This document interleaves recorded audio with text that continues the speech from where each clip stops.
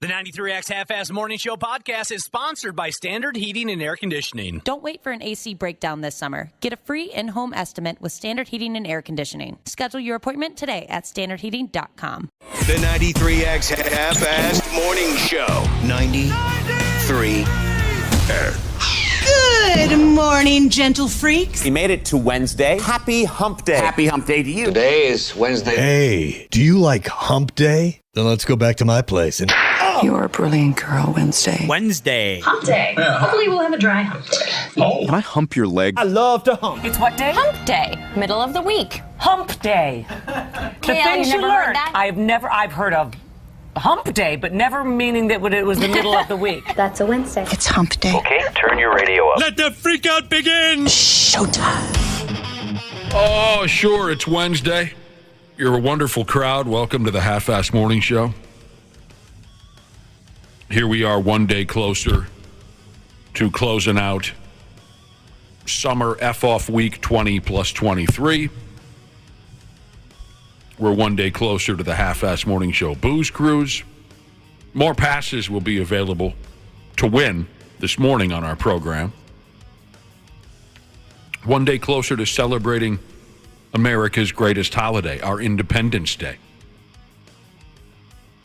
Some of us don't deserve to celebrate America's independence because they're such awful examples of what an American should be, but the holiday's going to happen regardless of that. Yeah, it's coming. I'm looking forward to the boat this year. The boat? I mean, I guess I do every year, but I'm just really, for whatever reason, this year it seems a little different. It's because you're going to drive. It hits different. I'm not going to drive the boat. You are going to drive. We want you to drive. I would love to. Honestly, it would be an honor. But you better say hello to Josh when he gets there, because once we pull away from the dock, he's driving. I wonder if in any world they'd ever allow me to do something like that, because we'll have a lot of souls on board. Do you say that nautically? Yes. So it's still souls on board? There are souls. All right, so we'll have a lot of souls on board. We live in a very litigious society, as you know. Our company is very afraid of a lawsuit, as really any company is. We're just familiar with it because we hear about it. So I don't think that in any, and I'd imagine that, Stillwater riverboats, they don't want me behind the helm of that thing. I trust you to drive, Josh. Well, I appreciate you, and I'm glad you do because I have no experience. Yeah, I don't. I'll be honest, Josh. No trust is there for me. And I'm going to piss everyone off because I'm going to use every phrase the varying captains from Star Trek has had. Engage. All that kind of stuff. I'm going to be saying that when we take off. You're an excellent driver with one of those motor vehicles. Well, I'm decent on that, but You're better than decent. I've got a lot of experience with that. We're going to have Josh Plus, what if I go the wrong way? I mean, it doesn't matter which way you go. But what if I go side to side? Oh, yeah, can't do that. What do you mean? Well, instead of up and down, the river. Up and down. Yeah, we're on a river. You go side to side. What if I did that and we're like, I guess we're done? Your arms are going to be exhausted if we just continue to go side to side. And how does he make that U-turn? How am I going to do that? It'll be the world's worst three-point turn or whatever it's called? Trying to get that thing going the other direction? It takes an extra hour just to turn around. You have to back up. All right, Waffle, you're going to have to get out and push. I really screwed this thing up. Josh is going to drive. We're going to instruct the DJ to only play The Rhyme of the Ancient Mariner by Iron Maiden the entire time. You're talking about DJ Diamond. DJ Diamond going beyond the boat. We have a DJ for the boat, and he is DJ Diamond. That's right, isn't it, Wapple? Yes. Okay, you didn't say anything, so I got nervous. Yeah. No. Okay. Well, he sounds pretty fancy. Is he going to be dressed like a casino blackjack dealer or something like that? I don't know. I've never seen his work. Wapple, is this his first gig, or has he been doing this? No, he used to do EDM shows at Skyway Theater all the time. Okay. Does he wear glittery clothing? Is there a theme behind the Diamond nickname? No. Just backwards hat and a tank top and a pair of camo shorts and flip-flops, but yet he's Cargo. DJ Diamond. Yep. That doesn't make any sense. Well, I'm looking forward to you driving the boat. I'm looking forward to the boat, too. You started this by saying there's something extra about this year, but you can't quite put your finger on it. I don't know. I don't know what the difference is, I guess, but it's just, it's always fun. It's always something to look forward to. You get to see some regulars, meet some new people. That's fun. I think part of it for me, too, is, and this is also very strange, my 2 older kids are both old enough to get on it now. Oh, yeah. Which is, it's weird because the first year we did it, my oldest was born that year, like 3, 4, 5 months before the first boat cruise. And so it's been a stretch of time. Yeah, that is weird. And he's been on it for a few years now. Well, since it came back from the pandemic, Mm-hmm. And then now my stepdaughter, she'll be there for the first time this year. It's going to be a family event. It is a family affair. Get your youngest a fake ID, get him on too. He does want to come on the boat. Does he? Yeah. Oh, I bet. I told him even when he's 21, he's not allowed. I love you. Nobody wants him on. Come on, this is supposed to be fun. I'm glad you're so excited for it, Josh. That balances us out, because I'm not looking forward to it at all. Well, the worst part about it, as you know, is the drive to Stillwater and rush hour. Oh, yeah. So we're going out way early. We're going out way early. Smart. I might do the same. Yeah, I'm bringing some friends, some of the regular cast of morons that I always drag into the mix. I enjoy that. I love seeing some of those guys. And gals. You guys actually like my brother. Hey, your brother's awesome. For He's you, all right. I don't. Thank you, Ashley.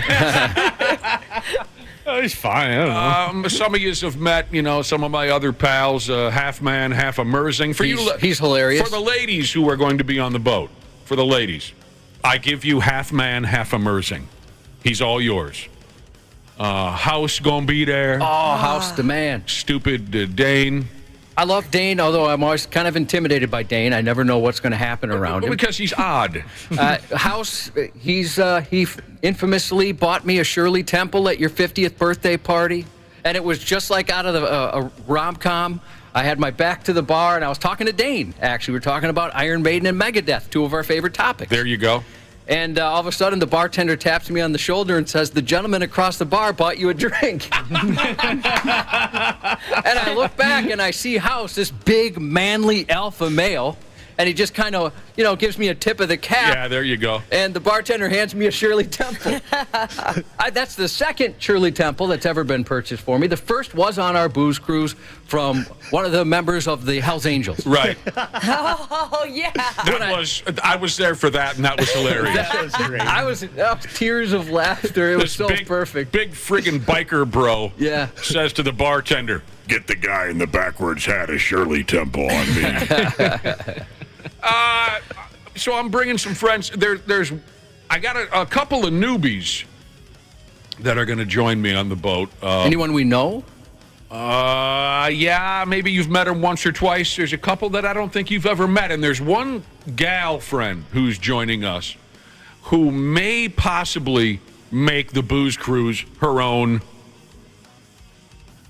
She might take it over completely. She has the potential. Might be showtime for her? Yeah, well, not showtime, but this gal can party your balls off. So, is she your age?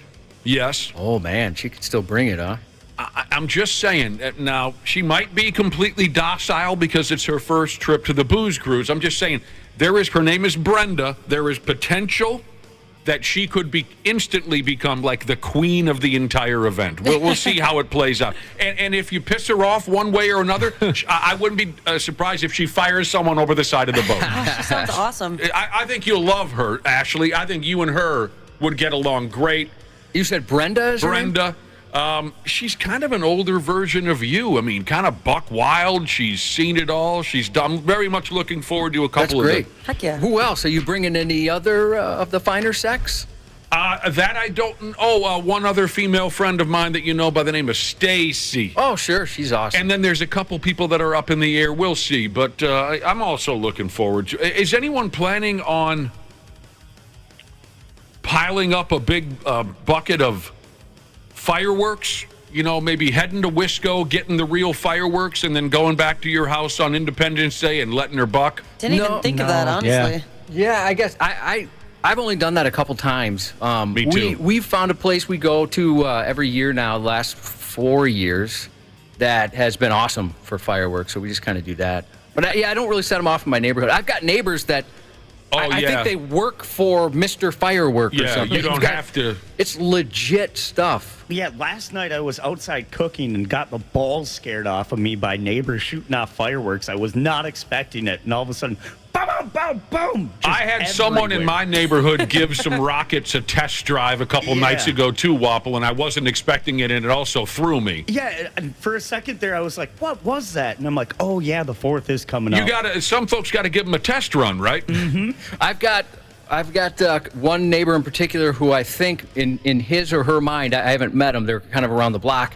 it's the 4th of July 6 to 7 months of the year. Oh, I hate that. I mean, certainly all like there's going to be Christmas, well, there's Arbor Day ones, there's going to be Columbus Day ones, in any holiday, and then also many weekends you're going to get a show. Like Thanksgiving, there's a turkey firework. We were just we were just talking about I can't remember if it was yesterday or Monday, but about neighbors, and I had mentioned these are the ones they party every weekend, all night. They've got a pool. They're always having people over, and so they've got a connection to like China or whoever's sending these fireworks, because it's the legit stuff. Yeah, you don't need to worry about it. They'll put on a show for you. Big fireworks shows in the neighborhood. Anyone ever had any close calls? Oh yeah, definitely. Plenty of times. Give me an example or two. Well, it wasn't our fault, but we were having Roman candle fights, and one of my buddies got hurt. Yep. I mean, we had no responsibility for something like that. Of course not. No. That was a guy threw a firework when we were. This wasn't a friendly fire. This was a dickhead in our neighborhood growing up. He threw a firework on my brother's face.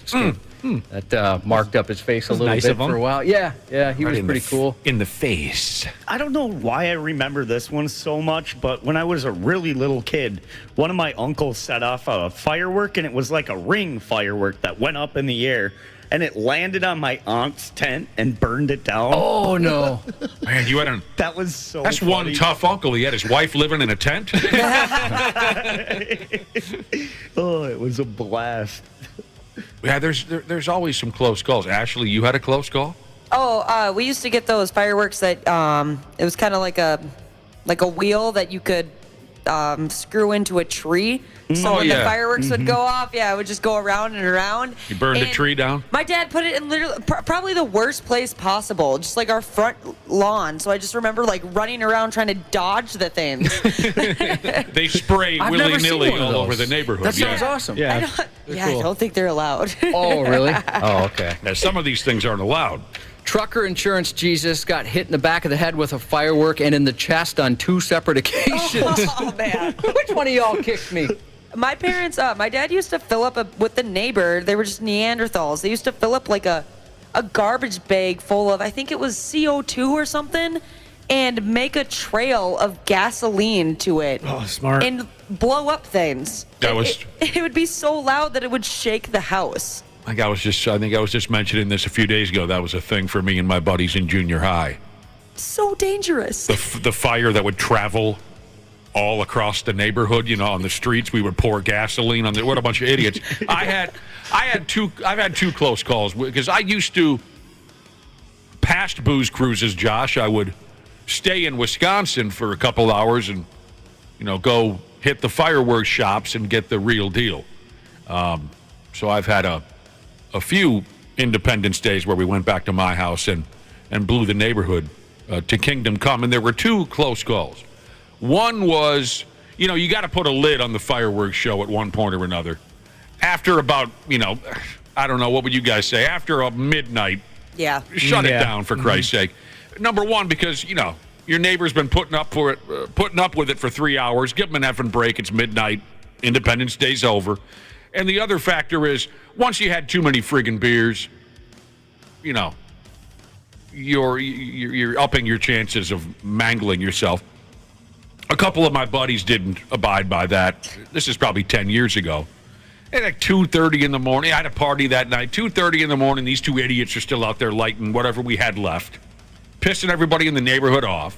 They had one rocket go sideways on them, and it set my lilac bushes on fire. Oh, not the lilac bush. So I'm lying in bed in complete darkness, and all of a sudden I see this wicked glow coming through the blinds. I run out there, and here's Dinkus and other Dinkus watching my lilac bushes blaze. And we had to throw buckets of water on it until... The other was when my dog caught on fire. Oh, no. Oh, yeah. From a stray firework. So how bad? I mean, to go to the vet bad or just kind of singe the hair bad? You don't remember the dog caught on fire story? I don't. Fair enough. You're no kid anymore, and neither am I. When I had my little dachshund, Ozzy, he was the toughest sumbitch in the neighborhood. Wasn't afraid of jack squat. And this particular year, I didn't have any legit fireworks, but the folks right two doors down did. So I just me and some buddies sat in a lawn chair and watched the neighbors' show 2 doors down. And Ozzy was, like I said, he wasn't afraid of jack squat. And I'm holding him in my lap because he wanted to fight the fireworks. Every time a rocket would shoot up into the air, he would lurch towards it. He wanted to, and he'd bark. He was pissed at this. He wanted to fight the fireworks. So I'm hanging on to this little peckerhead dachshund. And of course, you know how it is. I reach for my beer, took my attention away from him for 2 seconds, and he jetted off my lap, and he's running straight for the fireworks, the center of the fireworks show, where the dudes had, bottles and such, and they're whipping these. I bet you were terrified. I'm running behind him. I thought, he's dead. And he was little enough to get carried up in the air by one of those things. Oh, yeah. I'm running behind him, and it was like perfect or maybe awful timing. One of these wicked bottle rockets cuts loose. The bottle tipped over as it was firing, and it shoots towards us, and it hits the dog in the chest. Oh, my God. And his chest catches fire. Oh. And he doesn't care. He's still racing towards these sumbitches. I'll kill you for lighting off these. And now I'm behind him. I finally catch him. I kind of throw him onto his side, and I'm patting his chest out. Oh, my gosh. He was on fire, and he never whined. That's something to see. Your dog running as fast as it can while it's on fire. Well, as you guys know, we've got a new dog, and I haven't gone through a 4th of July yet. Oh, so I wonder how it's going to go. Benadryl. Yeah, how are your dogs with that, Ashley? Not ideal. Luckily, my bird dog, he's used to gunshots, so he's good at that. But yeah, my youngest one is not a fan. Yeah, my girlfriend just got her dog some of that doggy weed to try to mellow things out this 4th of July. Nice. Smart. So it's he or she? Yeah, he does not like any type of thunder, loud noises, fireworks, even bacon being made in a skillet, the little popping. Oh, really? He freaks out with that. Yeah. Oh, no. Yeah. This sounds like one tough dog. Yeah, him and Ozzy would have got along great. Yeah. I don't think we're going to have an issue because nothing loud noises and stuff in the house doesn't seem to bother him. We got lucky with dogs. I'm not breaking into Dana's girlfriend's place. That sounds like one crazy dog. Yeah. Bacon frying in a pan, and he runs for some kind of a safe place. We were watching a show, and a fire alarm went off on the show, and he started cowering. He was so terrified of the fire alarm on the television. Poor baby. I hear you. What the hell was that? I don't know, but I bet the dog would freak out.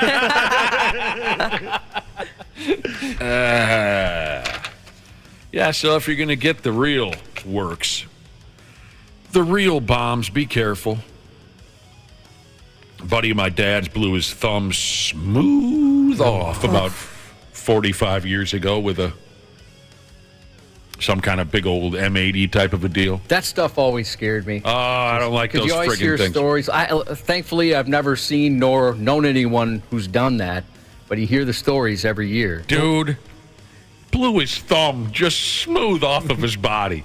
When you heard the news, were you like, yeah, that makes sense? I was there. Oh, you were there? We were all there. Oh, wow. It was a big family party. That's fun. One of my dad's oldest buddies and his family, and then our family were sitting in a driveway. And it was one of these deals where, ba-boom, ba-boom, he's setting off all these bombs. They're all illegal. We got about, 45 minutes worth of a show. And then a cop rolls up. Or a cop drove by, I think is how it played out. And this buddy of my dad's is like, Jesus Christ, here come the cops. So he's kind of walking around the yard and picking up the shrapnel. Somehow he thinks when the cop rolls up, he can deny that it was coming from his property. Well, why are all the rest of us in the darkness in the driveway sitting in lawn chairs, right? But anyway, he starts kind of cleaning up the mess. 5 minutes later, one of the articles that he picked up was some big stinking M80 type deal that didn't go off. So he picks that up. That's when the cop pulls in the driveway. So my dad's buddy puts his hands behind his back. He's got that M80 in his, behind his back. Hey, how are you, officer? Well, I'm coming over for the... Boom! Oh! That friggin' M80 went off as he had it in his hand behind his back. Thumb, she gone. As a child, I was horrified. I was probably 5. Absolutely. That's traumatizing. Yeah. Who's got one thumb and regrets hiding from the cops? This guy. I do not light off fireworks. That is an accident waiting to happen for me. I'm smarter than that. The only ones I'll do are those little snake ones on the ground. Those are fun. Those are a riot. Yep. Those are fun. An absolute riot. You'll get a huge crowd for that. I love them. Snakes and sparklers, that's all Ashley does. I mean, come on, guys. Really, should I be lighting off No. fireworks? No. I should be anywhere near that stuff. Yeah, you're right. You're right about that. Yep. Oh, man. What else is going on today? Oh, did you hear the big news? Which big news? Ryan Seacrest will replace Pat Sajak as the host of Wheel of Fortune when Sajak takes a walk. Yeah, what a shock. Oh. Who saw that? Just absolute vanilla decision coming. No offense to Mr. Seacrest. They call him the America's MC. Because he hosts everything. Yeah, he's involved in so many things, and obviously he must be very well liked. Yeah. I know I was texting with Dana a little bit yesterday, and Dana was saying nobody's more excited about this than Dana's mother. Yeah, I feel like mothers love Ryan Seacrest. Does he currently host a program or two? A few. Well, yeah, so he took over for Dick Clark, right, for Dick Clark's all his specials. Oh, the New Year's Rockin' Eve. Okay. He has his ABC morning show Live with Kelly and Ryan. Oh, I like that. Oh, yeah, okay, morning television show? He's hosted, there was a Merv Griffin show called Click, a game show that he took over for Merv Griffin, and he said, hey, this is full circle now. I'm back to hosting another Merv Griffin show, who created Wheel of Fortune and Jeopardy. Oh, okay. I wasn't aware that Merv... And then, of course, American Idol. So I forgot American Idol. American Idol, the singing program? Yeah. Well, I mean, I don't, obviously, don't watch much of Ryan Seacrest's programming, but when I do see him, he seems like a very likable guy. And I think that's why it seemed like an easy choice for them. He's reliable. Mm-hmm. Do you think vanilla is the word you used? I'll go along with that. Yeah, yes, Wapple? He's a safe choice, and then I saw an article kind of ripping on the position of the new job he's got, saying all you really got to do is move the show along and interact a little bit with these guys, spend a couple of seconds with a contestant. So they're saying it's easy enough. He shouldn't be able to screw it up. You got a little cue card like, we got Ryan here from Utah. Ryan says that you enjoy catching bugs. All right, yeah. Tell us a little bit about that, That's what you came up with. Yeah, that is pretty much the gist. But, there is only one Pat Sajak. You son of a bitch. You're a wild card. Do you think he even had to apply for the position, or did they probably called him? They've known for a long time. Yeah. They just call him, hey, do you want to do this? Sure, I guess I'll take some more money. That guy hasn't had to apply for Ryan Seacrest. He doesn't apply for Jack Squat. People call him and say, will you be our host? I'm sure they knew. They were aware that Pat Sajak was going to retire soon enough. He's been mailing it in for like a decade now. He has seemed kind of miserable. Yeah. And maybe a combination of miserable and, I just do not care. Yeah. There's nothing you can do to me. I'm out. They're not going to fire me unless I do something completely horribly wrong, so who the hell cares? Speaking of Ryan Seacrest, and this might be another example of where I tap into a program, a movie that's 10, 15 years old because I've just gotten around to it. You know how that's been going on for years, hasn't it, Josh? I'm the guy who will give you a review of a program or a movie 8, 10 years after it was big. But that's kind of how I operate. Has anyone seen this ESPN documentary on the television show American Gladiator? Yeah, I did watch that. Is that relatively new? Yeah. Okay. Only about a month old. Oh, really? Yeah. Okay. There's So a new one coming out today on Netflix. A new one coming. So yeah, another American Gladiator one. It's funny you mentioned that. I was just watching some of the ESPN one last night because I'm looking forward to the one out today. That's when I caught it also last night when the Twins game ended. I saw a little. Okay, so this isn't 8-10 years old. I'm going to have to watch this American Gladiator doc. If you're too young, you don't know what we're talking about. In the late 80s, early 90s, there was this wacky-ass program on called American Gladiator where regular folks would go up against these big roided-up animals in little feats of strength. You had to try to outrun them. You played some football. You jousted with them. Does everyone know what I'm talking about? Of course, yeah. Okay. Everyone. Yeah, I loved that show. American Gladiator is like my summer babysitter. I would just sit in front of the TV and watch American Gladiators all day in the summer. That was one of my favorite shows. I loved it. I remember watching a little bit of it, but I was never. Anyway, so they've made a documentary. 250 pounds of twisted steel and sex appeal. Was it Laser? I forget what the blonde, the big blonde. It was Laser. Yeah, the gladiators that would fight mere mortals. They had names like Laser, Gemini. What did you just say? Anyway, all these Greek god names. The documentary, I caught pieces of it. I'm going to have to see it in its entirety because it was pretty interesting. But Ryan Seacrest. God, he must have been, I don't know, fresh out of college or something, because he's not an old guy yet, Ryan Seacrest. He was one of the hosts of American Gladiator right before the show petered out. Did you see that part, Josh? No. Oh, I didn't see that. That's interesting. I had no idea. He was a host of that right at the ass end before it all died. And some of these friggin' athletes that portrayed the characters, Laser and whoever, Bullet Head. I can't remember. I can't think of any of the names. Well, I've got the list of the ones that are at least going to be on Muscles and Mayhem. That's the one that comes out today on Netflix. Gemini, Zap, Nitro, Ice, Blaze, Wapple, Laser. That's so silly. But it worked for the 80s. It was cool, yeah. It worked for Zap the 80s. was a babe. Yep. My wife was telling me last night that heard somebody my father-in-law, I guess, worked with, tried out. It was a woman, but she was too muscular.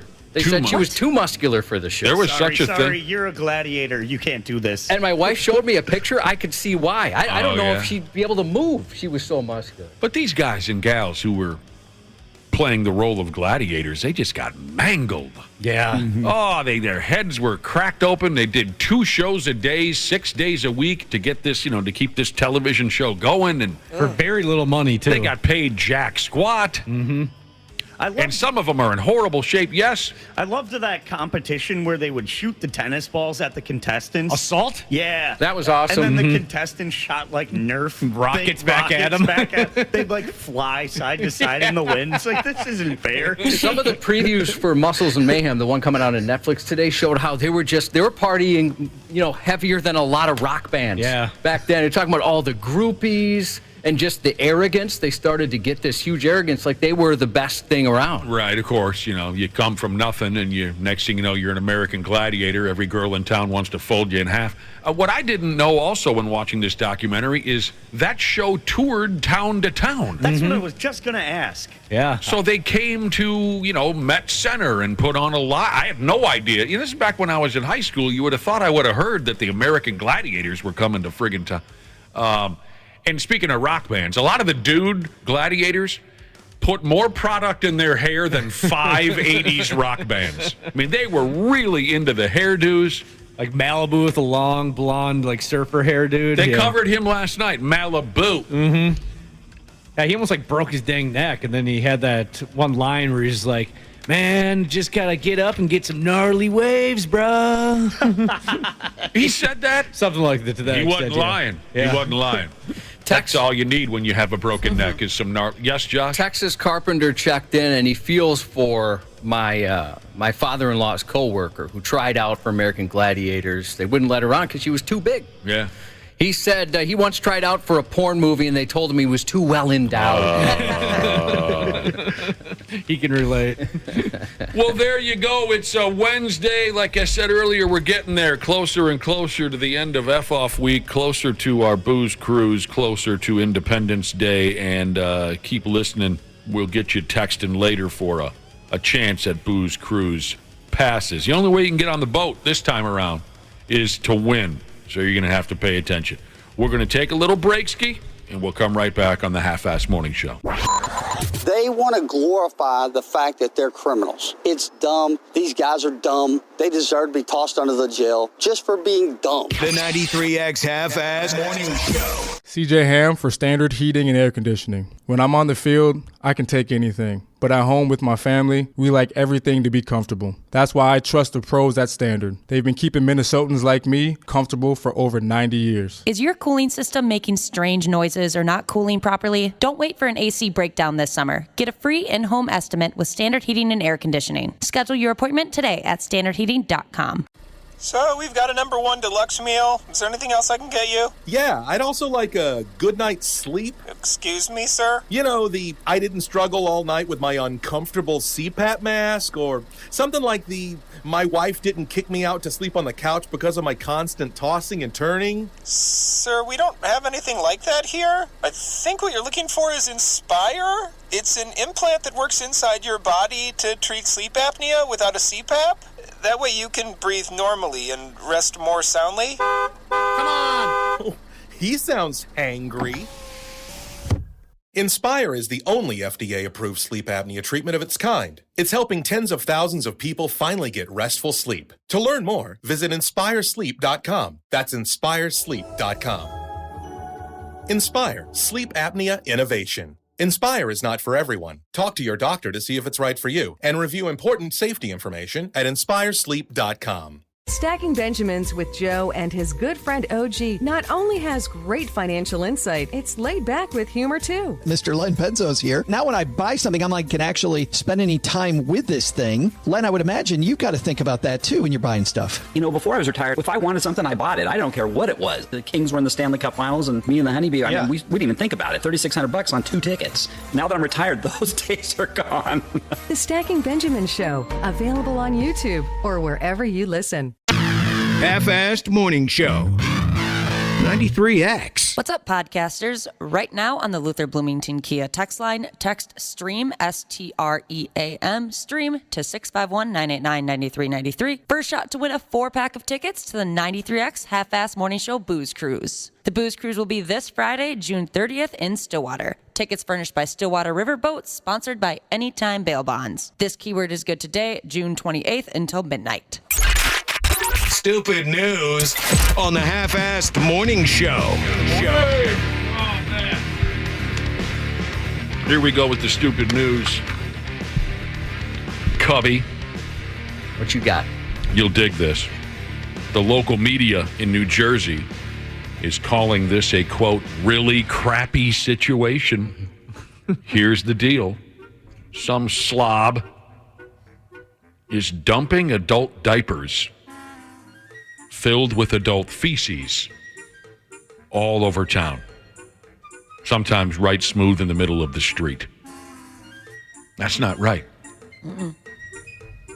Sick, bruh. The adult diapers are being dropped in random places around a town called Greenwich, New Jersey. There's video out there online showing individuals in a motor vehicle dropping a small white trash bag filled with used adult diapers onto the street. Oh, that's wonderful. They're just a little 30-mile-per-hour road. They're just putting along and plop. I bet they do make a plop when they hit. Well, what's weird is if you're going to do it, wouldn't you think you'd chuck it towards the grass? You know, the grass. Yeah, but they drop it right in the middle. Right in the middle. Weird. I think their goal is for a tire to run it over. It's got to be. Oh, God. Yeah, it's not just, we need someplace to put this. Man, who has to pick that up? You. I wonder if they'll go as far as to DNA test the feces. The doo-doo? To try and figure out where this might be coming from. Oh, boy, I wonder if they would go to that. I mean, because we've heard stories about they do that sometimes with dogs when they register the dog DNA with an apartment building or something like that to figure out what resident isn't cleaning up. Unbelievable. Wouldn't you need a sample of the person's DNA, though? Well, I mean, they have DNA in systems, right? 23andMe and all that kind of stuff. Oh, yeah, I guess. Watch a little Dateline. You'll figure it out. Good thing I'm not on there. Nick's DNA is all over town. Oh, man. It's pretty much everywhere. That's why they had to bulldoze Povs and Andover. We're never going to clean this up. Back in the day when you had your weekly gig there. The foundations were weakened. Yeah. The building's foundations were weakened by my DNA. This building's unsafable. Oh, my God, did we used to act like animals at Povs and Andover. Oh, my, you ain't kidding. An animal. I like this part of the story. So some derelict, as I said, is dumping adult diapers filled with adult feces all over town in New Jersey. This is my favorite part of the story. Over the past week, folks in the neighborhood have become concerned and confused, wondering if they're being targeted. Everyone's racking their brain trying to figure out what they did in their past to deserve this. What elderly adult diaper-wearing person they might have wronged in the past. That's hilarious to me.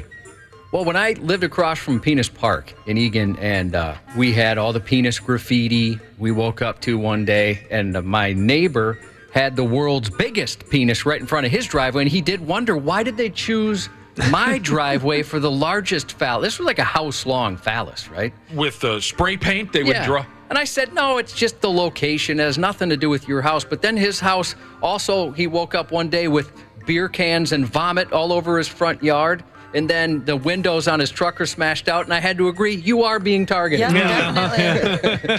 This is no longer a coincidence. Seems to be a pattern here. The story says here, beyond the littering aspect, diapers are considered biological waste, which is affecting residents' quality of life. One sumbitch in the neighborhood said, "It's funny, but it's not funny, because they're dumping human stuff in our neighborhood." The police said they're going to continue to investigate the situation. That's pretty gross, by God. Yeah, don't be dropping turds off. Can I tell you my adult diaper story again? Please. This is when I was walking around Target a number of years ago, and I'm cutting through the aisles trying to find something or another, and I accidentally cut down the adult diaper aisle. But once I got about a quarter of the way, I figured, well, there was an old as time couple standing in the adult diaper aisle looking at the adult diapers, looking to purchase a 4-pack. And once I got a little ways down the aisle, I didn't want to turn around, and these old timers would think, something. So I just kept going. I'll just walk beyond the old timers, and I'll find whatever I'm looking for eventually. And right as I passed behind them, the old man was just clinging to life. He wasn't even able to read the packaging of the adult diapers. His wife was doing that for him. And so she's reading and as I walk behind him, this is what I hear from the old man.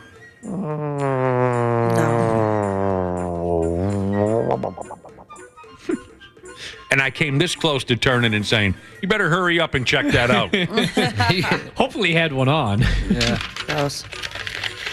Are you allowed to wear, they probably can't do these contests anymore, but where they have like a break the seal contest at a bar where as long as nobody goes to use the bathroom, drinks are half price or something like that? Yep. Good Can question. you wear a diaper, or is that cheating? Don't know. Because I'd imagine the bar probably wants someone to break the seal as soon as possible. Mm-hmm. Yeah, I don't know. But I guess how are they going to check? Could have a diaper checker. I could see you doing that, Dana, being a diaper checker. I could do that gig. Illegally, I mean. Then there's this dude in Malaysia, I believe, who got busted shoplifting diapers and fish. And if you're confused as to why someone would want to combine those two things, then you don't know what kinky is. You don't know real kink if you can't figure out what a grown couple might do with diapers and fish. I'm okay with that. This dude is a teacher in town, and he's embarrassed. But, kind of like how young dudes often try to steal condoms from the convenience store, this guy, he wasn't bringing diapers and fish up to the checkout counter because everybody would have been able to figure out what he was going to be doing later that night. Wait, yeah, what a weird combo. Mm-hmm. Yeah, maybe that's just what was on the shopping list that day. Yeah, maybe. It's a hot, kinky combo. Yeah. Some of you know what I'm talking about. Some of you don't.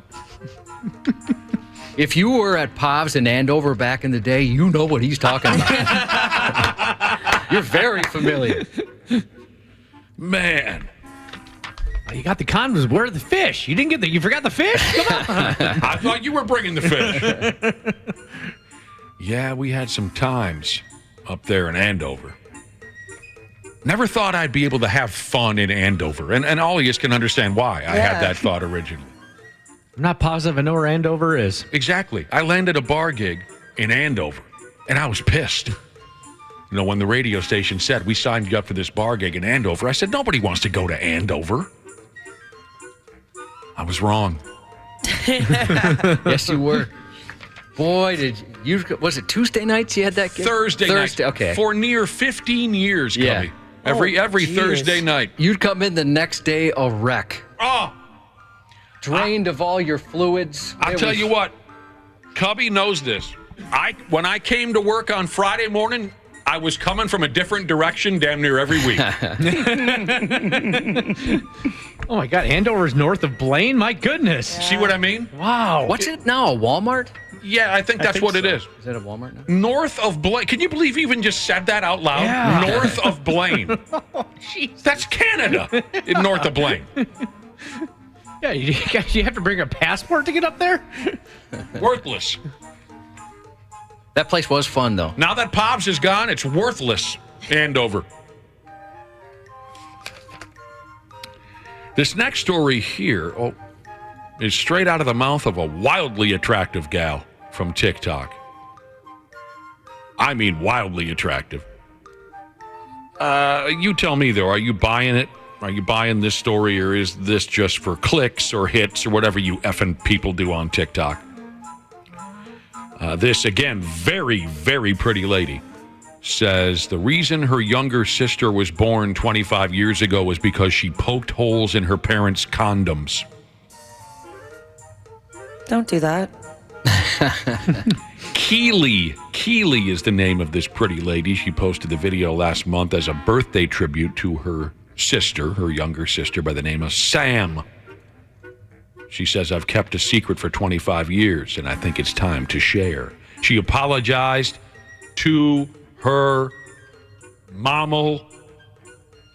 She explained that when she was younger, she and her best friend snuck into her parents' bedroom and found a pile of condoms on the bedside table. My friend said what they were and told me what they were used for. Keely said, this is where she loses me, that her mom also kept a sewing needle nearby. Okay, I guess I can believe that. I don't know. Me and my friend poked lots of holes in the condoms. 6 months later, her mother announced that she was knocked up. I would be so angry. Years later, my mom still says, I don't know how she happened, referring to her younger sister, Sam. We were so careful. It's not known how Keely's family has responded to this silly video. I would take that to my grave. Yeah, I guess depending on the relationship with or how evil your sister is. You know? Here's the thing. What if they hate the sister? Then, yeah, you don't say a word. Yeah. Interesting story. I don't know if I buy it or not, and deep down, I really don't care. But if you're a younger person, let's say we got a couple of 12, 13-year-olds listening to the program right now, be careful when going through your parents' stuff, by God. Be careful. You are likely going to find something that will alter the way you think of your parents for the rest of your life. Just happened to a friend of mine on Saturday. Oh, no. I was telling Nick this off the air. They went out, my friend and his wife came back, and he was looking around for some weird noise up in the bedroom, couldn't figure it out. Well, when they left, The vibrator was in the vibrator bag in the nightstand. When they came back, it was vibrating underneath the bed. Oh, no. And all that was home was their children. One's a preteen. That's who found it. They tried to convince her, it's a back massager. But I think at that age, blissful, pretending you don't know what that is the only way to go. Back massage. That must be it. Yeah, very phallic-shaped back massager, of course. That's why I was so freaked out when it turned on and I threw it under the bed. Because I had no idea what it was. I mean, when we're kids, we all snoop. Yep. Be careful. You are likely going to find something you'll never, ever, I don't care how old you get or how old your parents get, you are likely to find something that will alter the way you feel and think about. A buddy of mine once was snooping and in his parents' things, and he found a toy intended for the butt. And here's the worst part. He doesn't know whether it was for his mother or his father. Intended for the butt. And you know the story about the vibrator, the swimming vibrator, Josh. Yeah. Buddy of mine found a vibrator swimming around the bottom of a 5-gallon bucket. Gross. There was this noise, and his mother woke him up. What is that noise? Will you help me look for the noise? And they're wandering around the house. Mom's looking in one part of the house. He's down in the basement. And he heard it too. He's like, I don't know what the hell that is. It was almost like a beep. There was a high pitch to it. It's not so much a buzz, but it was a beep. And he walks into a room, and there's a vibrator in an empty 5-gallon bucket swimming around. Oh, I thought you had said at one point, wasn't it in an attic or something? Or maybe I made that part up.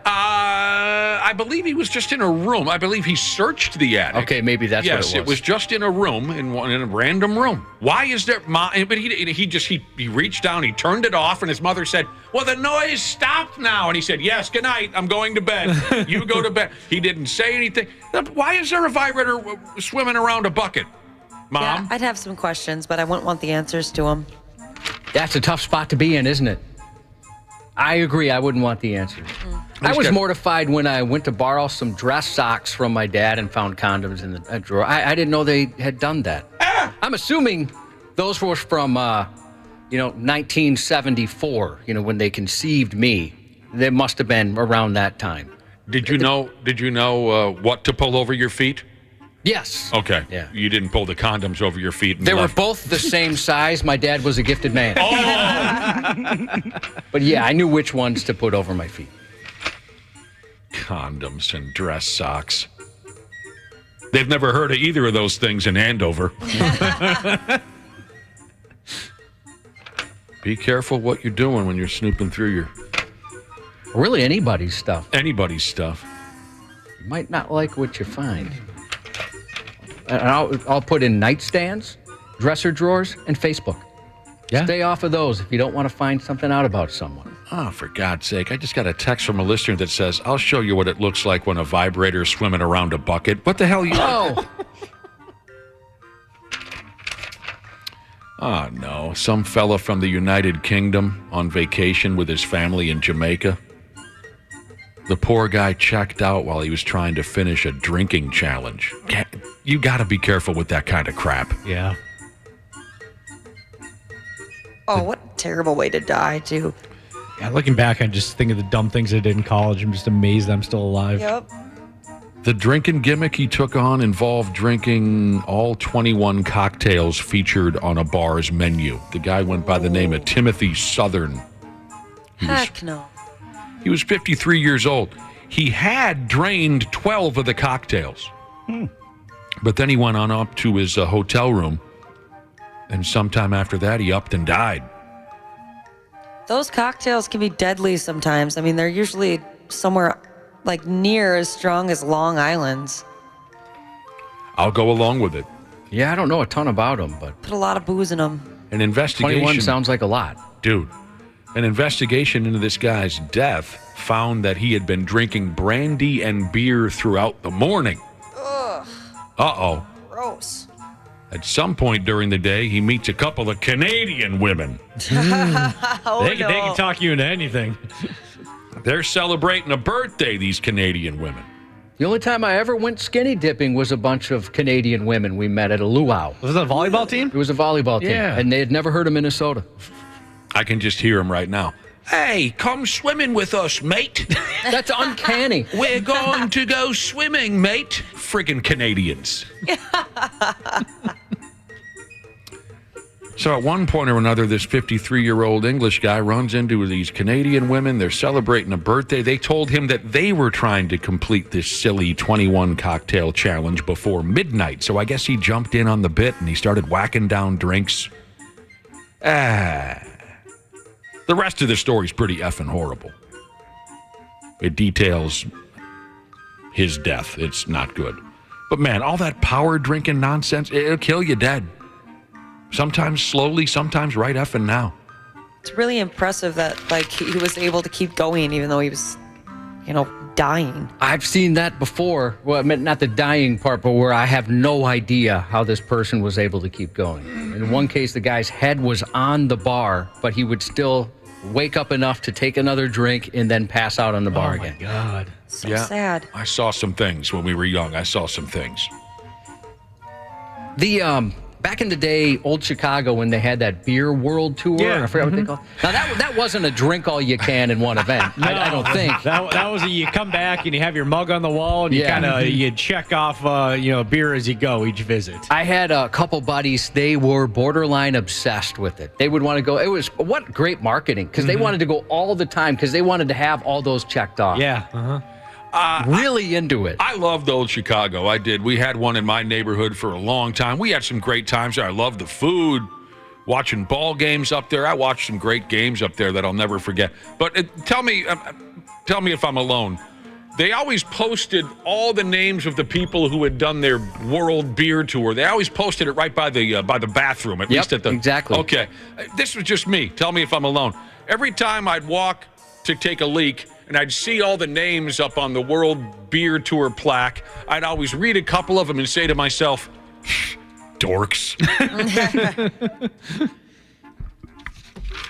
Well, I got a friend that's still upset. He never made that wall. Oh, I had a couple buddies who were on the wall, and they couldn't wait to tell you that they were on the wall. Duh.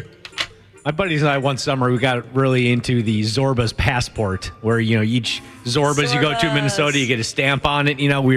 We were hell-bent on trying to finish it in one summer. We never quite got there, but that was another great marketing thing. It just got us to Zorba's every weekend. Does Buffalo Wild Wings have anything like that? No. You try all their sauces and you... Well, they do the Blazing Challenge, where I think you can still get on the wall if you eat the hottest wings under 5 minutes or something like that, but... I've never gotten into that thing. That'd be a great marketing scheme for B-dubs. Yeah, dude, I would totally want to eat all the sauces. I definitely would. Get a T-shirt or something with all the sauces, and it has smudged fingerprints of the sauces. Oh, dude, good idea. Why aren't you working for B-dub's marketing team? It was your idea. Oh, yeah. Why did I just give that credit to you so quickly? I got to get better at that. I've been to a couple different Zorbas. I mean, if you're from this area, you've hit a Zorba's. Mm-hmm. And this is what I always notice about the joint. Zorba's is probably the only franchise bar that I can think of where it's still okay to be dancing really sexually at 70 years old when the DJ plays "Get Off" by Prince or something. Yeah, I only see that at Zorba's. The DJ will put on "Get Off" or some filthy rap song, and there's still some some older folks out there what do you think of this? And what if I shook it like this? I like that about that place. Yeah, you get that. Yeah. You don't get that anywhere else. Usually the old folks are well, this is too sexual of a song for me. Look at me, I'm not going out there. At Zorba's, they don't care. Yeah, they're in their own world. Yeah. They're back in 1952 or wherever. Yeah. I'll show you how to get off. Class of 61, baby, right here. That's how you get off.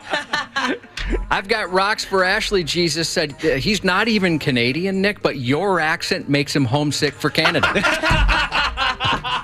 I enjoy that because that's a nice balance between all the people who are saying, dude, that's an Australian accent. Australian I do accent? enjoy those texts coming in. That was a Canadian. It's a common mistake people make. People make those mistakes. What time is it? Okay, we got a little bit of time. Is anyone here familiar with a YouTube star named YouTube Star right from the get-go? Hopefully, I hope that all of you are saying no. No. But I don't know. YouTube is there are people who are YouTube stars. I'm not. Do you know the name Colleen Bollinger? No. It says here she's best known for an internet character, Sings. Oh, yeah, I do know her. I was going to say, Ashley, I know you're aware of who she is. Yep, she is. My friend Anna was absolutely obsessed with her. Okay. Well, she's catching hell lately over a resurfaced clip from one of her past shows, what appears to be some type of stand-up comedy act. At least 2 companies who pay for ads on Colleen's podcast have pulled their sponsorships. And here's the deal. She's under fire for a video clip from one of her old comedy shows that shows her calling a young fan up to the stage for an embarrassing fart stunt. In the video, Colleen spreads the young gal's legs as the gal lies on her back on stage, and then a fart noise comes pumping out the speakers. A woman who says she's the girl in the video is now speaking out. She says she was only a teenager at the time. She rips Colleen, no pun intended, for embarrassing and traumatizing her. In the past, this Colleen lady has taken heat for asking a young fan to pretend to give birth and for other crude comments at her shows toward minors. She's made crude comments towards minors at her shows. So some of her podcast sponsors have taken action. A skincare company has severed ties with her. What did I say earlier? A couple other companies have. The skincare company called OneSkin. They said this behavior is appalling and we do not condone or support it in any form.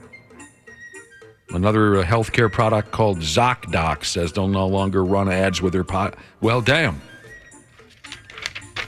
I've never heard if you listen to podcasts, you probably hear like ZocDoc. I hear that in a lot of podcasts now.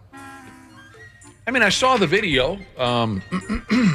Some young gal gets on stage. She gets the gal on her back. The legs are spread. There's a fart sound effect. Everyone laughs. I don't know. Does anyone have a direction you want to take this? No, not really. Especially because, I mean, she's not really worth even talking about anymore. She's such like old news that I'm surprised that people are up in arms about this. Colleen Bollinger is old news? Oh, yeah, definitely. She came out with like a Netflix special, I think, in like 2015 or something, and that went absolutely nowhere. So you're saying just the fact that it's making news again is strange to you? Yeah. I guess I never would consider outrage over something like this if I was up there and did a fake fart. Her net worth is $12 million. Wow, that is surprising. Holy cow! If I had a had good chunk of change. If I had 12 million, I'd be content with anyone calling me old news. I would. Yeah. Yeah, and I'm sure that's super accurate, by the way. What's that, 12 million? The internet search of net worth. Oh, net worth. Oh, yeah. Didn't I look? I looked up yours the other day. It was like 10,000 or no, it was like 10 mil or something. Well, you looked up mine? Yeah. Why? I can't remember what we were doing, but we were looking up. You were. Oh, and why is that number so low? You were trying to find somebody that you used to go to school with, and so we were Googling each other, and I was like, oh, wow, Josh, I didn't know you were worth that much money. 10 mil, baby. Look at this guy. Look at him. Straight cash. Look at Josh. Does he look like he's got 10 mil? He doesn't, but he does. Yep, I got it pouring out my pores. Guy's got a Minnesota Wild sweatshirt he's never washed. It's the third day this week I've worn it. But 10 mil, son. Oh, yeah. What is net worth and how do I get it? Oh. Like Josh said, I wouldn't be outraged if this was my kid who got up on stage and was, there was a fart prank pulled on him. This just came to mind. What about when Are high school kids doing this? When we got out of high school, we went to the lock-in party, the all-night party. Yep. And they had what do they call those folks? Not a psychic, Hypnotist? a hypnotist. They had a hypnotist there. I mean, what about those gimmicks? There's some embarrassing stuff that goes on. I mean, the kids drop their pants and do embarrassing things and fondle themselves. Yeah. Are we going to go after these people now? I mean... Well, especially because I'm sure people have forgot about this. And now the person that is so embarrassed is like bringing it back up again. If you're really that embarrassed, wouldn't you just try to forget about it? Hide it? You know how you can forget about anything? 10 million. Oh, you know how else? Drink 21 cocktails. Yeah. Oh, you're not going to remember a thing. Now, here's a hell of a deal. We got to get going. It wouldn't mean too much to me at this point in my life. I don't know about the rest of you. How would you like to suddenly be 1 or 2 years younger? Just presto, just like that. Like a Snap construction commercial, just like that. I don't know. I'm getting... it's tough for me to kind of remember where I'm at now. Right. I legitimately couldn't remember if I was turning 47 or 48 in my last birth. Right. Yeah, I'm good. Yeah, I'm pretty content with the age I'm at. Being I'm 25. okay. 23 was not fun. What's that? 23 was not fun. Yeah, well, whose fault was that? Who made bad choices at the age of 23? Wapple, please, with the bell. Wapple! Koreans are about to get younger. Korea is going to go ahead and scrap its traditional method of counting a person's age and officially adopt the internationally recognized system. And they're going to start this, I think, today. Today, yep. Somebody called the Ministry of Government Legislation over there made the announcement a couple days ago. Ooh, which would now actually be 4 days ago. No, I'm kidding. That's not how it works. All Koreans are going to become 1 or 2 years younger under the new international system. Here's the damn deal. Under the Korean traditional age system, a person is deemed to be a year old at the time of birth and then gains a year every January 1st. The international standard is how we do it. You're 0 at birth and a year is added every birthday. Now, see if you can follow this. It says here, for example, under the international system, the system we do here, a person born on June 30th of 2003 is 19 and turns 20 here in a couple of days on June 3rd. Dana's birthday is June 30th. Yep. Right. Under the Korean age system, he or she is already 21. It's very confusing. Here's a really confusing example. And this is why Koreans are switching it up. A baby born on December 31st becomes 2 years old right after midnight because you're 1 at birth, and then you add another year come New Year's Day. So folks over there have been saying for years, why don't we just pull our heads out our asses and dump the old system? As of today, ages will be calculated in the same way as the rest of the world. Confusing, but I do find it kind of interesting, the way they used to do it. I had no idea. You fall out the chute, you're 1. Like the story said, 6 days later, if it's New Year's Day, you're 2. Around here, you're 6 days old. I want presents on both days. Yes. Wouldn't that be something?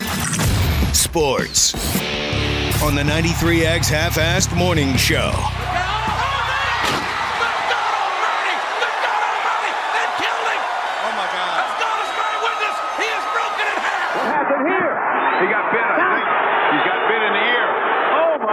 He's got a bloody right ear. Holyfield bit by a dirty Mike Tyson. I can't believe what I'm seeing. Oh, my damn. How many years ago was it now, Josh? 26 years ago, 1997. 26 years ago, one of the most fascinating sporting events I've ever watched live. Mike Tyson biting Evander Holyfield's friggin' ear off in the boxing ring. I didn't know it was that long ago. Hard to believe that ever happened. Wasn't that something? And that he didn't end up in jail or something. Well, he did, but I mean for that specifically. I'm looking forward to talking about that with Brad Ryder and Randy Shaver. It's always fun to discuss that. I also just saw that today's the anniversary of Mankind going off the Hell Cell in King of the Ring. Just a year later, 1998. Yeah. 2 awesome spectacles. Yes. Celebrating anniversaries today. Real quick, as I got to get out the way. We were joking around earlier about Povs in Andover. Great big sports bar back in the day. They had a couple of softball fields. I mean, we partied our nuts off at that joint. I bar gigged there every Thursday for near 15 years. Made a lot of friends up there. Had a riot. Got a text message here from Wolfpack Softball Jesus. He said he played many softball tournaments up there at Pobbs in Andover. Sundays before Vikings games was all you can drink and eat hot dogs from 8 to noon for $10. Sounds awesome. He says... That's where the trouble starts. He says we never won a game on Sundays. Softball team couldn't quite put it together after that all you can drink and eat hot dogs from 8 to noon for $10. Good times. Hey, the Twins would have won last night if they only played the first half inning. For real. Where was that when all these great ideas were coming up for rule changes? Where was that idea? Just if things are going well in the first half inning, just bail? After the first half inning, if you've got a lead, you can call it. Where was that? I bet Joe Ryan wished he would have had other plans yesterday. Joe Ryan. Yeah, I can't make the game. I got something going on. He got destroyed. We'll get into that as well when Randy and Brad join us here shortly. Tonight is the NHL draft. Oh, great. I got to roll a couple more kegs into the garage. It's the NHL draft. Everybody watches the NHL. Half hour from now, Brad and Randy. We'll be right back with Josh's news report. They want to glorify the fact that they're criminals. It's dumb. These guys are dumb. They deserve to be tossed under the jail just for being dumb. The 93X Half-Ass Morning Show. CJ Ham for Standard Heating and Air Conditioning. When I'm on the field, I can take anything. But at home with my family, we like everything to be comfortable. That's why I trust the pros at Standard. They've been keeping Minnesotans like me comfortable for over 90 years. Is your cooling system making strange noises or not cooling properly? Don't wait for an AC breakdown this summer. Get a free in-home estimate with Standard Heating and Air Conditioning. Schedule your appointment today at standardheating.com. Holidays are here again. The Bargain King is your best friend. With deals so good, you're gonna win. Holidays are here again. We're celebrating Ollie Days, where the cheap gets cheaper. At Ollie's, we're celebrating our once-a-year customer appreciation bargain bonanza, where everything in our store is 15% off. And we mean everything. Ollie Days absolutely ends Sunday, July 2nd. Ollie's! Good stuff, cheap! Half-Assed Morning Show. 93X. Get out of here. What do they do now? They got some Aggressive orcas are attacking boats in Western Europe, and the increase in the aggressive behavior is confusing scientists. I love it. The latest in a series of reported incidents happened off the coast of Spain on Thursday. In a video posted to YouTube, the crew of a Dutch team competing in a global yacht sailing challenge called the Ocean Race witnessed a killer whale circling the team's boat, eventually aiming for the rudder before others joined the attack. It's the latest in a surge of such reports in the region, and the sailors have been warned. 20 minutes ago, we got hit by some orcas. Some 3 orcas came at us, straight at us, and they started hitting the rudder. Impressive to see the orcas, first of all. Beautiful animal, but also dangerous moment for us and the team. Wait a minute, Ashley, you're rooting for the orcas? Revenge. For what? Because people kill them. No, they do not. Yeah, it's actually really brutal. Terrible, terrible poachers and stuff. It's never happened. So yeah, revenge of the orcas. In May, a pod of orcas also severely damaged a sailboat in the area, forcing the crew to call for help and get back to dry land. The orcas managed to destroy the rudder and pierce the hull, which began to fill with water. It was the 5th recent report of orcas attacking and even sinking a boat in the region one time. Multiple sailors who witnessed the incidents have speculated about what might be behind the surge of reported attacks, and the behavior has also caught the attention of researchers. Various theories include the idea that some orcas may be responding after some adversive incident, such as being struck by a boat propeller, which prompts them to attack rudders.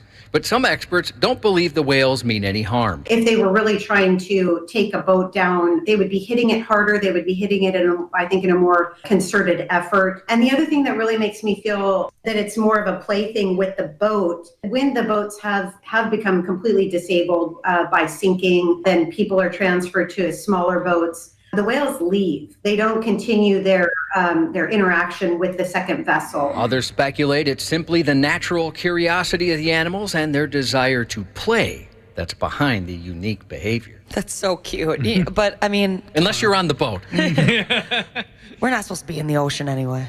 That place is sketchy. A woman was pulled to safety after falling overboard from the 10th deck of a Royal Caribbean cruise. This happened on Sunday. Oh, man. The Coast Guard officials said the ship was about 27 nautical miles south of the Dominican Republic when the incident occurred. Passengers watched helplessly as life rafts, life preservers, and a distress signal were dropped into the water. After a tense 45 minutes, passengers said the woman was back safely on board. She fell off the boat? Yeah, well, they're trying to figure out exactly how she went off the side. They are investigating that incident. I bet she thought she was a goner. I think everybody thought she was. And some money was exchanged. Some people won, some people lost. Oh. A man was arrested this week after 3 young girls caught him in a lewd act along a Florida beach. In a statement, deputies said 26-year-old Nolan Hernandez was arrested Monday afternoon. The sheriff's office said several people, including 3 young girls, 14 and under, saw Hernandez masturbating. He's headed to jail, the sheriff's office said. Don't do what Nolan did, or you could be featured here too, they said on their Facebook page. What's he doing masturbating at the beach, That's Josh? what they wanted to know. Yeah. Hernandez faces 2 counts of lewd exhibition. I got to be honest, I think he wanted people to see him. What makes you think that? It's just a gut feeling. Maybe he wanted the orcas to see him. 2 can play at that game. Mm-hmm. Come get this rudder, he might have said. Oh, no. Yeah. Deputies responding to a call about a drunk driver hurtling down a Florida freeway in the wrong direction on Monday afternoon had to crash right into him to stop him. A detective witnessed a vehicle swerving suspiciously and nearly striking vehicles on the southbound lanes. For fear of citizen safety, the detective swerved and collided with the suspect's vehicle, the impact causing them both to land near a paved U-turn location. Deputies said the suspect appeared to have glassy eyes, slurred speech, and a strong odor of an alcoholic beverage emitting from his breath. And when asked for his driver's license, he had some trouble. He handed his debit card to the deputy and didn't seem to understand. Do you have your ID on you? Yeah. This is your debit card. Yeah. This is not your driver's license. I asked for your ID. Yeah. So take that back. Do you have your ID on you? Yeah. Sir, I'm asking for your identification, not your debit card. I need your driver's license, not your Chase debit card. Yeah. See, now you're yelling at me, and I'm going to get even more nervous. You're holding my license, sir. Making a stressful situation worse. That's my license. You can see it says Chase Bank, and it has my account number right on it. When he was asked who the current president of the United States was, he went back a few years. You know who the president is? Yep. Who's the president? Obama. Obama? That's pretty close. Good guess, yeah. At least he got the president. Yeah, he got a couple ago, but sure. Oh, and he wet his pants. All right, lean up against the car for me, spread your feet. He pissed himself. I know. I like the guy in the back. Me too. Know. Yeah, I know. I see that. That's, I recognize that as urine. Some folks will wet themselves. Grown folks will do it. Yeah. After being placed under arrest, deputies found a bottle of mostly empty bottle, I should say, of Sky vodka, and then another bottle of Platinum vodka. Oh, that just gave me the chills. Got some bad memories of Sky vodka? Just vodka in general. They had to ram him off the road, Cubby? Yeah. They were afraid he was going to kill someone. Had to get up to ramming speed. A driver doing burnouts in the parking lot of a Target near Fort Myers hit a person and then flipped his car while trying to get away from cops. Video shared by the sheriff's office showed a crowd gathered around a car meetup in the parking lot while the driver is doing burnouts. The driver eventually hits a person standing nearby and then tries to get away at dangerously high speeds. And I like to go fast too, but there's a place to go fast, and that's called a racetrack. It's not in your local parking lot. Nope, not in your local parking lot, that is for sure. The video shows the driver, identified by deputies as Mateo Gonzalez Juan, hitting a median during the attempted escape, flipping in the air. I made a promise to the residents of Lee County that street racing and takeovers will not be tolerated, Sheriff Carmine Marcino said in a Facebook page. We took this criminal's car, gun, and freedom.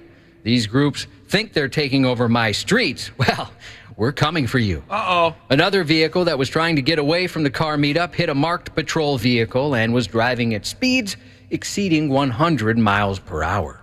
That's pretty fast. The number of pedestrian deaths reported annually in the United States reached a 40-year high last year, unfortunately. According to data released last week, drivers struck and killed at least 7,500 people walking in 2022, which was the most pedestrian deaths reported since 1981. Every day, 20 people go for a walk and don't return home. These are people living their daily lives, commuting to and from school and work, picking up groceries, walking the dog, getting some exercise. They die suddenly and violently, Governor's Highway Safety Administration Chief Executive Officer Jonathan Atkins said. That's 20 pedestrian deaths every single day. That's just unacceptable. The saddest part is that these crashes are preventable, he said. Since 2010, pedestrian deaths have increased 77% compared to a 25% increase for all other traffic-related deaths. Many parts of the country lack adequate infrastructure, even simple things like sidewalk and lightings that can help pedestrians. Our vehicles are getting larger and heavier, and that poses a greater danger for people on foot. Most pedestrian deaths happen at night. In 2021, 77% of fatal pedestrian crashes occurred in the dark. A majority of the deaths occurred in locations where no sidewalks were noted on the crash report. Roughly 18% of pedestrian deaths were reported on freeways, killing first responders, tow truck drivers, and stranded motorists exiting their vehicles.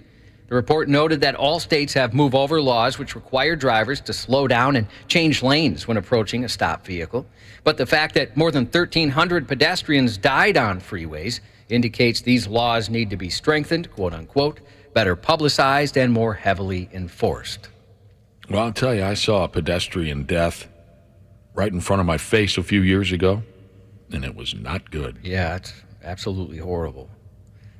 I have not seen that. I've seen bad car crashes where someone didn't make it, but I can't imagine seeing a human being hit by a vehicle, especially because that was like a pretty quick road, right? The one you saw him on, Nick? Yeah. It's something you'll never forget, by damn. I imagine.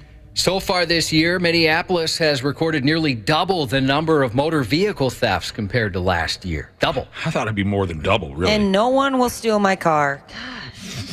Well, your car's a piece of garbage. I know, that's why I want someone to take it. As of Sunday, Minneapolis police recorded 4,328 motor vehicle thefts compared to 2,388 by this time last year. It's something that is affecting a lot of our residents. It's a lot of our residents who own these vehicles do not have full coverage. So when their cars are stolen, they are paying, going through all this inconvenience, trying to fix their cars, trying to still get to work. Police say 9 of 10 auto thefts in the state are Kias and Hyundais, and a small group of repeat offenders are the ones to blame. Since the summer of last year, auto theft in this area has increased. I mean, we have some weeks where we have almost as many Kias and Hyundais stolen in 1 week as we used to see in a year previously. A department spokesperson pointed to a strong correlation between the release of a TikTok video demonstrating how to steal those vehicles and the subsequent uptick in thefts across the country. As of May 1st, the top 10 offenders averaged 15 years old and were responsible for at least 86 vehicle thefts. They are learning that, yeah, you can do this, and even when the police catch you, you're just going to be immediately released. The way that it's set up now, we're not taking the fun out of this, and I feel like a lot of these kids think they're just living in a video game. Reports show similar trends are occurring in almost every major U.S. city. A Minnesota man is behind bars following an unprovoked Skittles attack on restaurant patrons and employees. Investigators said the 19-year-old walked into a Mankato eatery Friday afternoon and began throwing Skittles at employees and customers for apparently no reason. A woman identified as Victim 1 in a court filing told police she was hit in the back with a Skittle, which caused a stinging pain. Okay. Upon arriving at the restaurant, a cop noticed Skittles all over the ground and a bag of Skittles near the garbage. Based on the description provided by the woman, police instantly knew the suspect, as he's twice been arrested by Mankato police in recent months. After locating the teen at a nearby business, he allegedly pulled away and attempted to break free from officers as they were trying to place him in handcuffs. The teen, who tried to trip one cop, was eventually subdued by other officers. Taste the rainbow, huh? Yeah, taste it. Wildfire smoke from Canada prompted officials to issue a record 23rd air quality alert for much of Minnesota yesterday, as smoky skies obscured the Minneapolis and St. Paul skylines. I didn't even send the guys out to work because it's too hard, and the breathing, it's just tough to work, but I want to take care of them and make sure they're healthy too. Smoke from wildfires in Ontario and Quebec moved into Minnesota late Monday, and ground level smoke was expected to linger across southern, east central, and northeastern Minnesota. That includes the Twin Cities, up to the northeast corner of the state, and then down to the southwest and southeast corners. If it seems like there's been an unusually high number of air quality alerts this summer, the Minnesota Pollution Control Agency said that's because it's true. The MPCA tweeted yesterday marked the 23rd air quality alert in Minnesota this year, breaking the previous record of 21 in 2021. So some of the asthmatics or people with COPD out there are going to be very irritated by the air right now. The number of calls we've seen come in the last couple of days has been higher than it would normally be. Minnesota usually averages 2 or 3 alerts in a season. Again, we're up to 23. St. Paul recorded the worst air quality in the United States 2 weeks ago due to smoke from Canadian wildfires. The MPCA said a cold front will move across the state today, bringing cleaner air from the west across the region by early tomorrow. It's been a hell of a scene, hasn't it? Yeah. Weird. I didn't know it was coming, and when Nick and I walked out of the building yesterday, I mean, it was obviously very noticeable. Yep. Pilots from a Minnesota-based aerial firefighting company called Dauntless Air have been flying aerial water tanker missions to help knock down those Canadian wildfires in recent weeks. Been flying just about every day. It's an orchestrated, very disciplined air show. As of yesterday, there are 66 active wildfires across Ontario. A lot of these fires that are burning are in areas where either can't extinguish the fires because they're in such remote areas, or they just don't have the staff. So the only thing that we can hope for is the fires are extinguished, which may be months. The planes being used are Fire Boss air tankers, which can carry upwards of 800 gallons of water. The amphibious planes are designed by a company in South St. Paul and used to battle wildland fires. The air tankers swoop in to refill their tanks with water in lakes or rivers, then can work together to dump the water on the fire, flying for several hour stretches at a time. Pretty cool, right here. Yeah, that's awesome. Launched from. Ryan Seacrest, speaking of hot, is taking the wheel as the new host of Wheel of Fortune. D. She wants a D, and she's going to get one. And you can pick up that wild card. He'll replace Pat Sajak, who earlier this month announced he was retiring after 41 seasons with the show. Seacrest has been one of Hollywood's go-to hosts over the years. Along with his syndicated morning radio show, Seacrest has been the face of American Idol for nearly its entire run. The face of American Idol. He was dubbed the successor to Dick Clark after taking over as host of ABC's New Year's Rockin' Eve in 2005. He also recently ended his 6-season run on ABC's morning show Live with Kelly and Ryan. Seacrest called his casting a full-circle moment, noting how his first gig was filling in for Merv Griffin on the show Click. If you're unfamiliar, Griffin was the creator of Wheel of Fortune. He also created Jeopardy as well. Merv Griffin, now, isn't he the guy on his headstone? It says, "I will not be right back after these next messages." That's what I've always heard. I don't know how true that is. Yes. And then Leslie Nielsen has some sort of fart joke on his. I think maybe his headstone just says, "Who farted?" So, yeah, I know there's a fart joke involved somewhere. One of the greatest of all time, Leslie Nielsen. On Apple TV Plus today, Hijack, starring Idris Elba. When a flight's hijacked during its 7-hour journey from Dubai to London, corporate negotiator Sam Nelson uses his professional skills to save everyone on board. Then on Netflix, Muscles and Mayhem, an unauthorized story of American Gladiators. In the 1990s televised stunt-filled American Gladiators, as it thrilled fans of all ages, the docuseries explores the show's success and how it almost ended before it began. Gladiators, Gemini, Zap, Nitro, Ice, Blaze, Dickhouse, and Laser return for a trip down pop culture memory lane. Then on Paramount Plus, the first season finale of The Family Stallone. John Cusack, 57 today. John Cusack. Denver Broncos legend John Elway, 63. Actress Kathy Bates, who I still have not forgiven for how much she terrified me in Misery, 75. And the actor, writer, director who gave us Young Frankenstein, Blazing Saddles, History of the World Part 1, The Producers, and Spaceballs. Oh, where is he up to now? 97, Mel Brooks. Wow. Love 97. F me running. Absolute genius. Coffee Needed Jesus sends a shout out to her hubby Joe, saying it's been the best 9 years of his life, and you're welcome, babe. Happy anniversary to you. Happy anniversary to Scat Pack Jesus and Valuable Medic Jesus, 26 years today. That's quite the accomplishment. I'll tell you what right now. He just told us.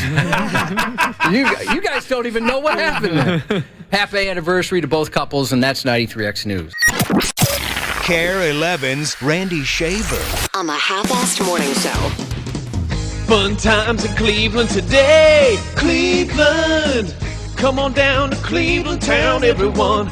Come and look at both of our buildings. You should come on down to West 6th Street. It's the perfect place if you're a douchebag. Here's the place where there used to be industry. This train is carrying jobs out of Cleveland. Here's a statue of Moses Cleveland. He's the guy who invented Cleveland. Yeah!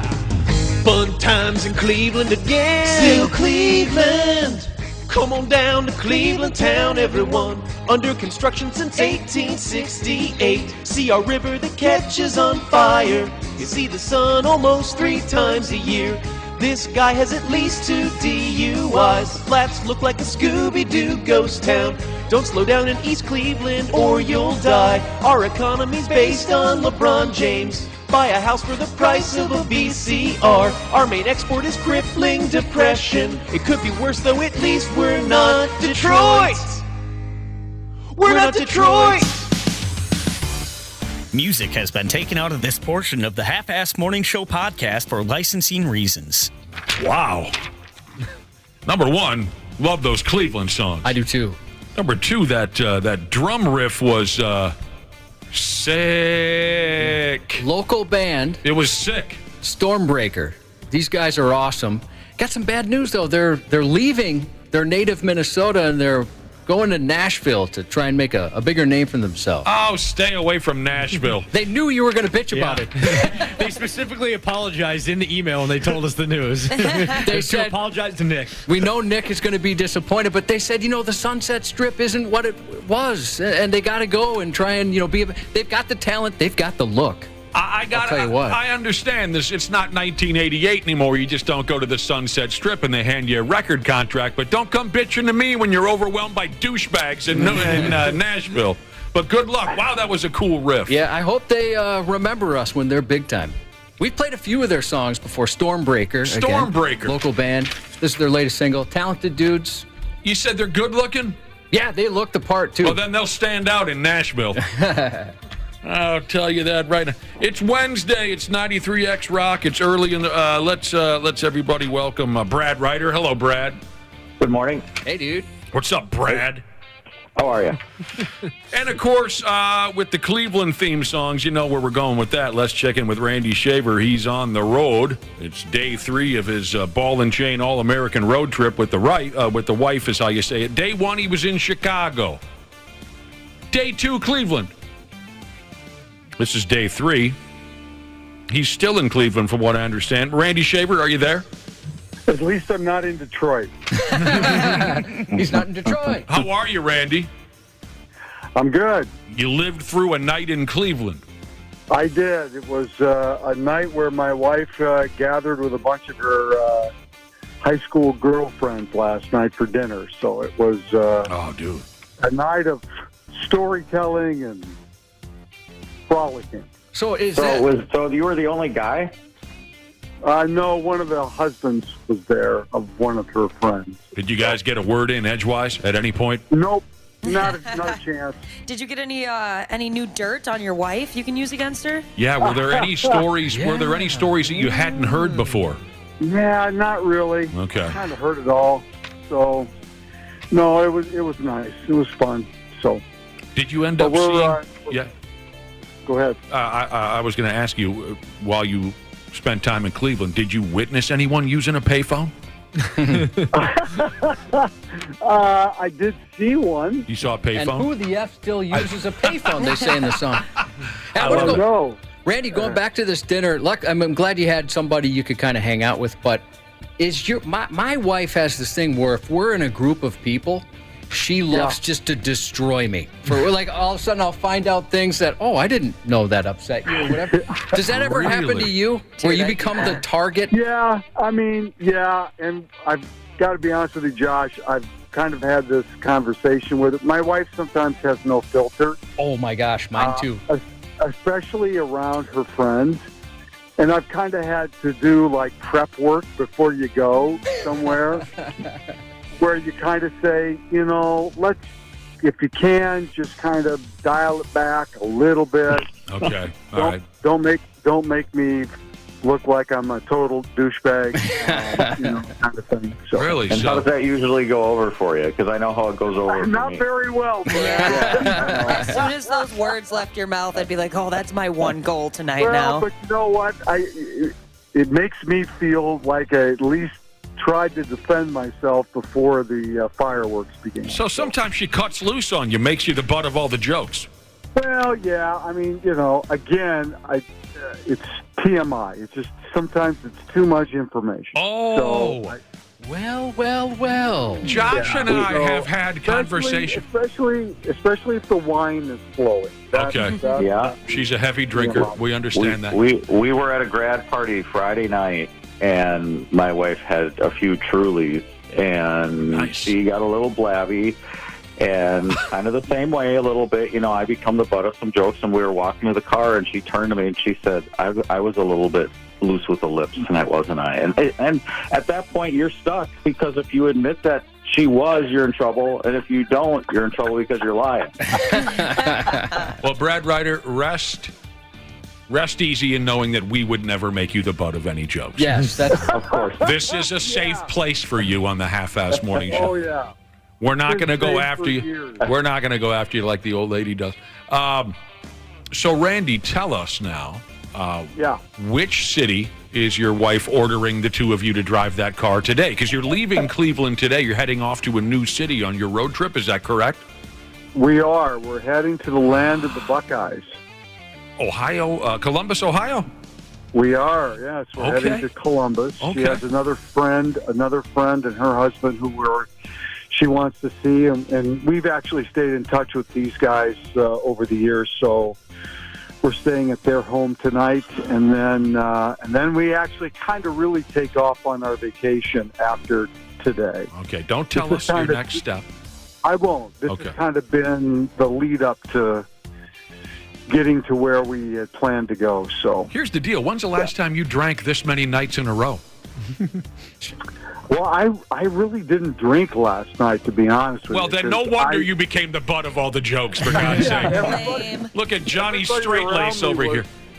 Yeah, everybody around me was... I was kind of like the designated driver last night for my wife, because she gets around her friends, and sometimes the wine will flow. They tear into them a little bit. Okay. It was a great time, though. Don't get me wrong. It was very nice, and their friends are...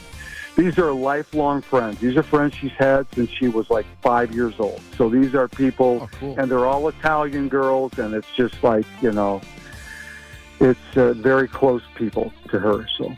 Oh, that's very sweet.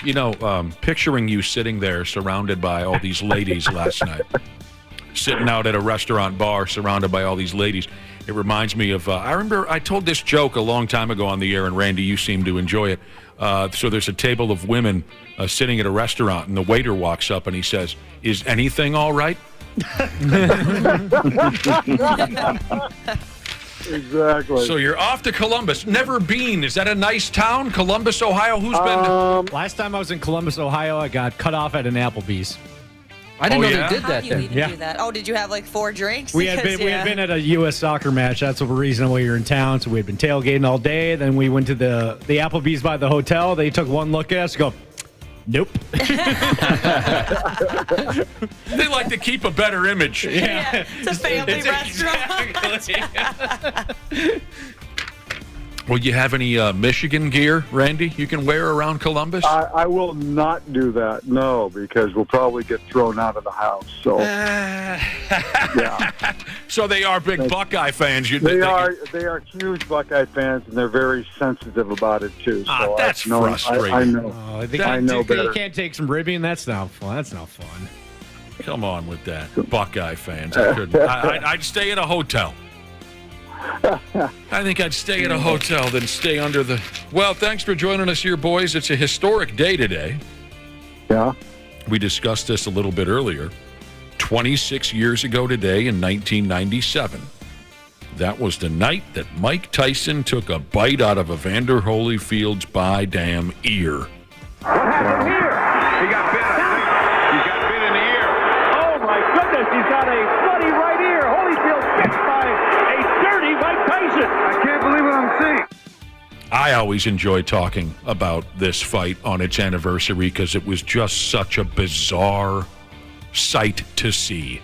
I remember it very vividly. We were sitting over at my buddy Big Phil's house watching the fight. F me running. The only thing that comes close to it was the Fan Man, which was a few years earlier. God, who was fighting when the Fan Man landed in the ring? Was it Riddick Bowe and Evander Holyfield? Yeah, I was in Vegas, right?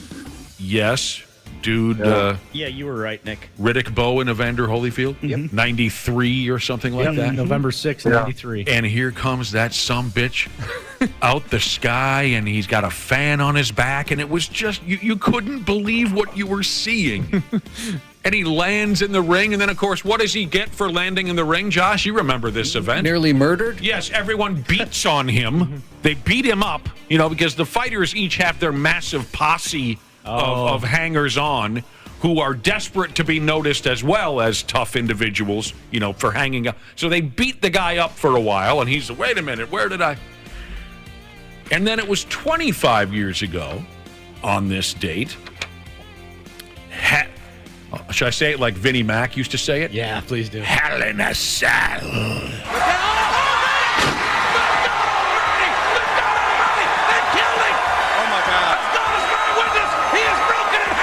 Greatest call in wrestling history. Mm-hmm. We heard that. Killed him, said JR. Mankind being broken in half by The Undertaker. Hell in a Cell Part 1. We ordered that pay-per-view for my 12th birthday party. Oh! Dude, that's so sweet. And we were so devastated when Stone Cold Steve Austin lost the first blood match to Kane. Spoiler alert. Sorry, I know you're only on Hell of a Cell 95, actually. Man.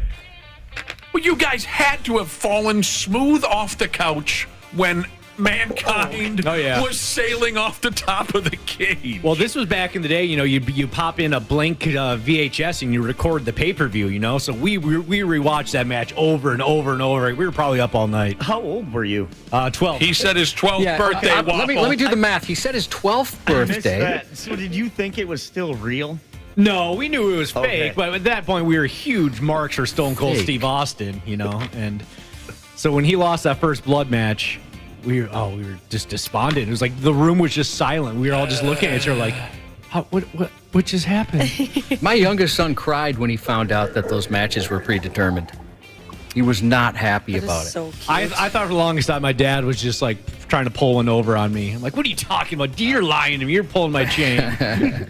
That's funny because we had an intern here years ago, 20 years ago, that told us he was a massive wrestling fan. Massive. And then suddenly he just completely disregarded wrestling for the UFC. Yeah, and it was night and day. Night and day. And also, it didn't seem like he had any love for wrestling at all anymore. He kind of despised it. Yes, he did. It was an odd, there's nothing wrong with liking the UFC over television wrestling. I have no problem with that. But it was quite a change for the guy. It was just drastic where you couldn't even talk about Stone Cold Steve Austin or Bret Hart, these guys. Suddenly it was 100% the other way. But anyway, he admitted to us WrestleMania, what was it? Maybe 6 or 7. He was a young kid. It was the WrestleMania where the Ultimate Warrior defeated Hulk Hogan and left Hogan in the middle of the ring. And you remember how Hogan was really over dramatic when he would lose. He would just look like he was crapping a pine cone and crying at the same time. Hogan had these over-exaggerated looks. But he was a little kid when he watched this. He wasn't able to go to school the next day because he was still crying that Hulk Hogan was defeated by the what did I say? Ultimate Warrior. He couldn't stop crying, and his parents let him stay home from school. I love that. Those are fun old events to talk about. Well, Randy and Brad, the Twins took a 1-0 lead in the top of the first inning in Atlanta last night. I went to bed. What happened after that? Carlos Correa came home on an error. They were up 1-0. And then the Braves came up in the bottom of 1 against Twin starter Joe Ryan. And speaking of bottoms, as Josh would say, Joe Ryan got boned. Yeah. Oh, he got bumped. As Zach Parisi would say, he got pumped. I would say that the Atlanta Braves will be very sad when they see the Twins leave town after today's noon game, because they, especially Ronald Acuna, they have feasted on Twins pitching. And Joe Ryan, who was so amazing in the start before last night, who goes 9 innings, shutout, 3-hitter, just phenomenal. It's like the opposite end of the spectrum last night for him. It was. And I watched that inning.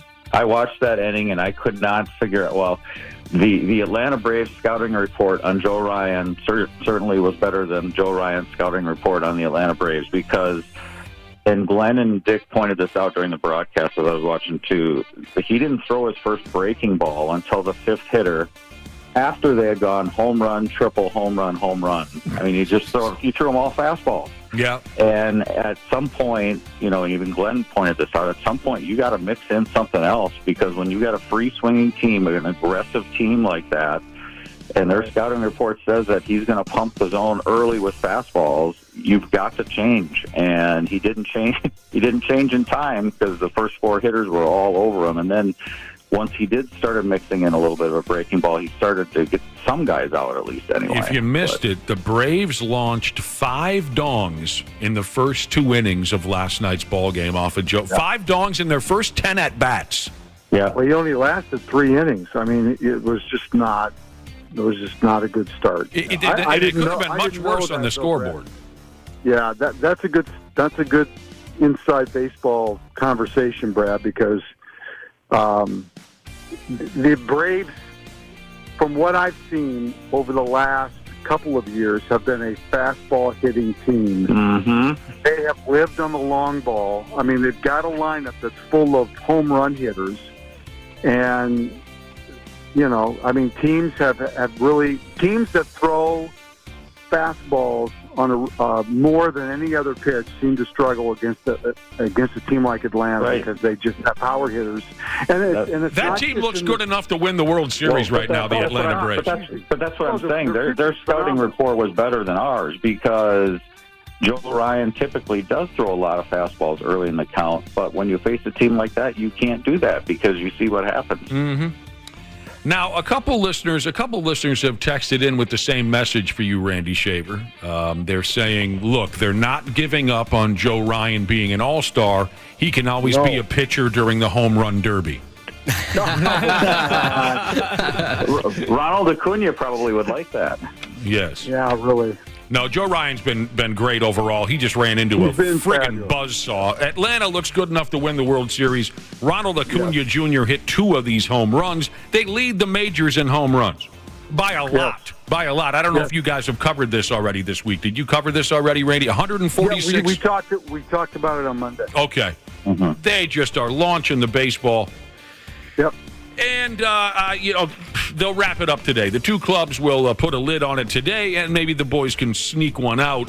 Colby Allard pitches for Atlanta, and for the Twins, Kente. So today's a good day for Twins hitters, hopefully, because Colby Allard is being called up from AAA or AA or wherever he's been.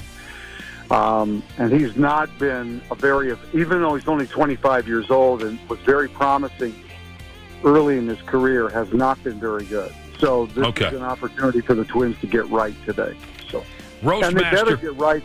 And they better get right, because Cleveland is starting to figure some things out, and they're only 2 games under 500. So Cleveland is starting to figure some things out. They've got a decent pitching staff that when Tristan McKenzie actually gets healthy enough to be back to where he was before, that pitching staff will be even better, and the Twins, it will end up being a 2-team race, I think, between the Twins and the Cleveland Guardians. It probably will be. And Joe Ryan, I have all the faith in the world that he can bounce back and have a good start his next time around. Here's Roastmaster I didn't know this. Roastmaster Jesus said that Fred McGriff, who hasn't played the game for 15 years or so, Fred McGriff showed up at the ballpark last night in Atlanta with a bat on his shoulder. He wanted to take a swing at Joe Ryan. Crime dog. He wanted to hit one more, he says. Let me have one more, the crime dog said.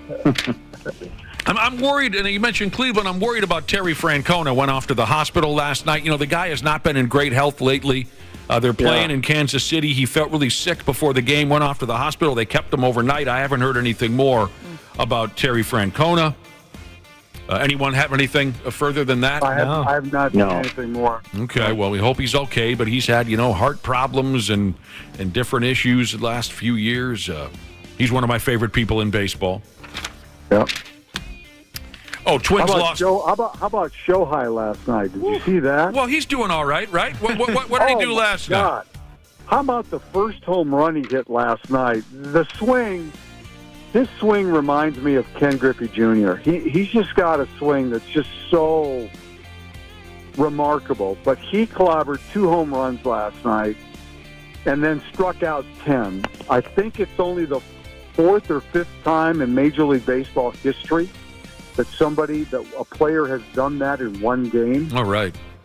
He was sensational last night, and I love the first home run he hit off of Michael Kopech, and Kopech's reaction as soon as he hit the ball was priceless. He just he almost fell down in front of the mound. He knew the thing was long gone. I mean, he just blasted that home run. 2 home runs and he strikes out 10. So he's doing all right up here in the big leagues. I don't see how you can argue anybody else as the MVP. I mean, maybe Acuna, but I mean, when you can strike out 10 pitching and hit home runs like that, I just don't. Right. He's the best player in baseball. Starting to heat up too. And here's the thing: the Angels are in the race in the West, and that makes a big difference too. I think because they have a lot to play for. The American League West is pretty much wide open right now. So you factor all those things in. They've got a better lineup than they did a year ago. Their pitching staff seems to be a little bit better, too. They could be in contention all the way. So, all right. Here's the deal. Oh, we're just a few days away now from the Nathan's famous 4th of July hot dog eating contest in Coney, how do you say it, Josh? Coney Island. Coney Island. That's one of your favorite events. It is. Joey Chestnut. He's my guy. Maybe that's where Randy's headed. Where's that? Maybe. Coney? Are you eventually going to Coney Island, Randy, to see Joey Chestnut in the hot dog eating contest? I am not. Okay. No. I have a friend who made it to, if not the last qualifying round, right before that. A female friend for the hot dog eating contest. So she watched the semifinal? What do you mean? But where you try out or whatever. I see. I thought you were saying as a spectator. Yeah, she it started out like a local contest, right? Just kind of for fun. And then she just kept on winning. On winning and winning and winning. And I thought she said she was just one away from actually sitting next to a Kobayashi or something like that. That's cool. Well, on the female side, I guess. So sure. What's the Black Widow or who's the big one on Joey that side? Chestnut's wife is one of the best too. Oh, is she really? Yeah. I didn't know that. I mean, that's a big event every summer. So here's the deal. That'll be what day's the 4th? Monday? Tuesday. So next Tuesday. Joey Chestnut was interviewed recently, and he was talking about his career, this and that, talking about a couple records he wants to break. And on a side note here, Joey has partnered with Pepsi. He always has loved Pepsi. And they've come up with the first ever Pepsi-flavored condiment for a wiener. Pepsi wieners. Oh, my. It's called Cola Chup. And people have been doing this for a while now. What are some of the other chups that have been... Mayo chup. But that's actually really good. All this garbage sounds kind of gross that to me. morons put on their hot dogs. But I haven't had it, to be fair. No offense to people at Pepsi. They've brought me great joy. But Cola Chup. I'd like to try it. A Pepsi... Mayo chup is essentially cane sauce, isn't it? What is it? Oh, is it really? What does it mean to be cane sauce?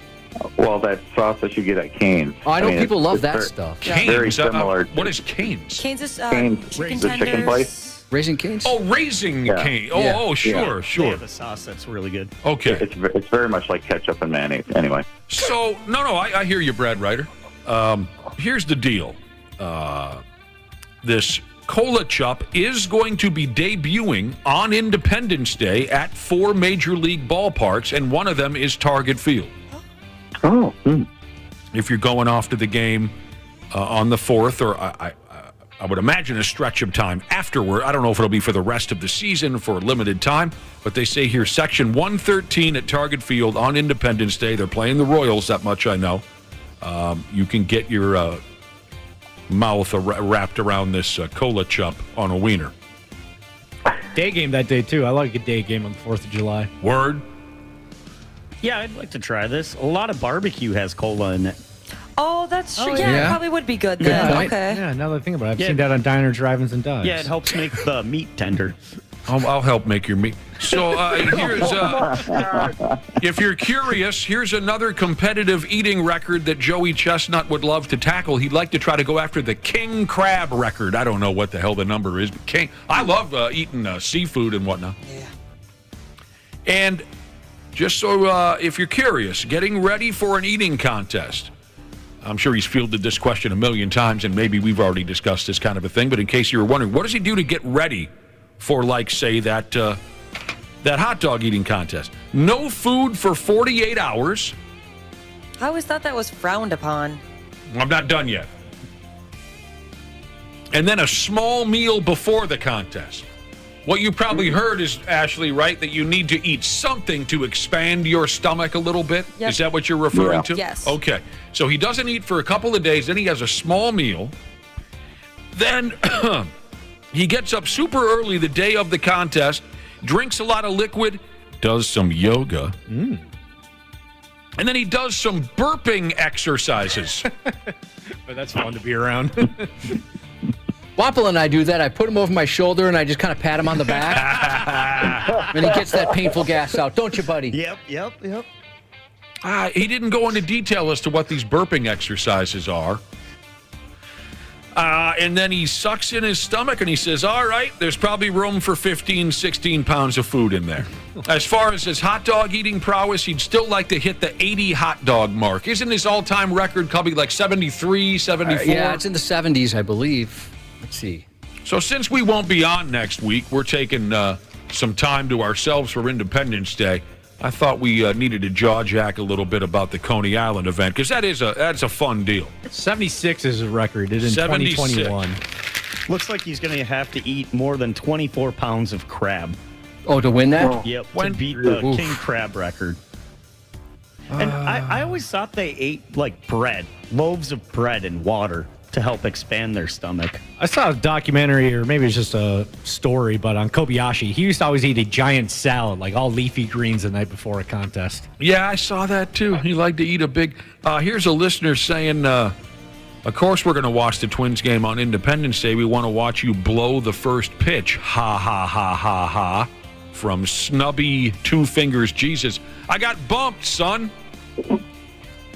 I don't know if we've mentioned that yet. I got bumped. We talked about it on the air, that my original day for throwing out the first pitch at Target Field was going to be on Independence Day. They've bumped me to July 23rd. They must have had a bigger radio personality, somebody took someone more patriotic than I or so.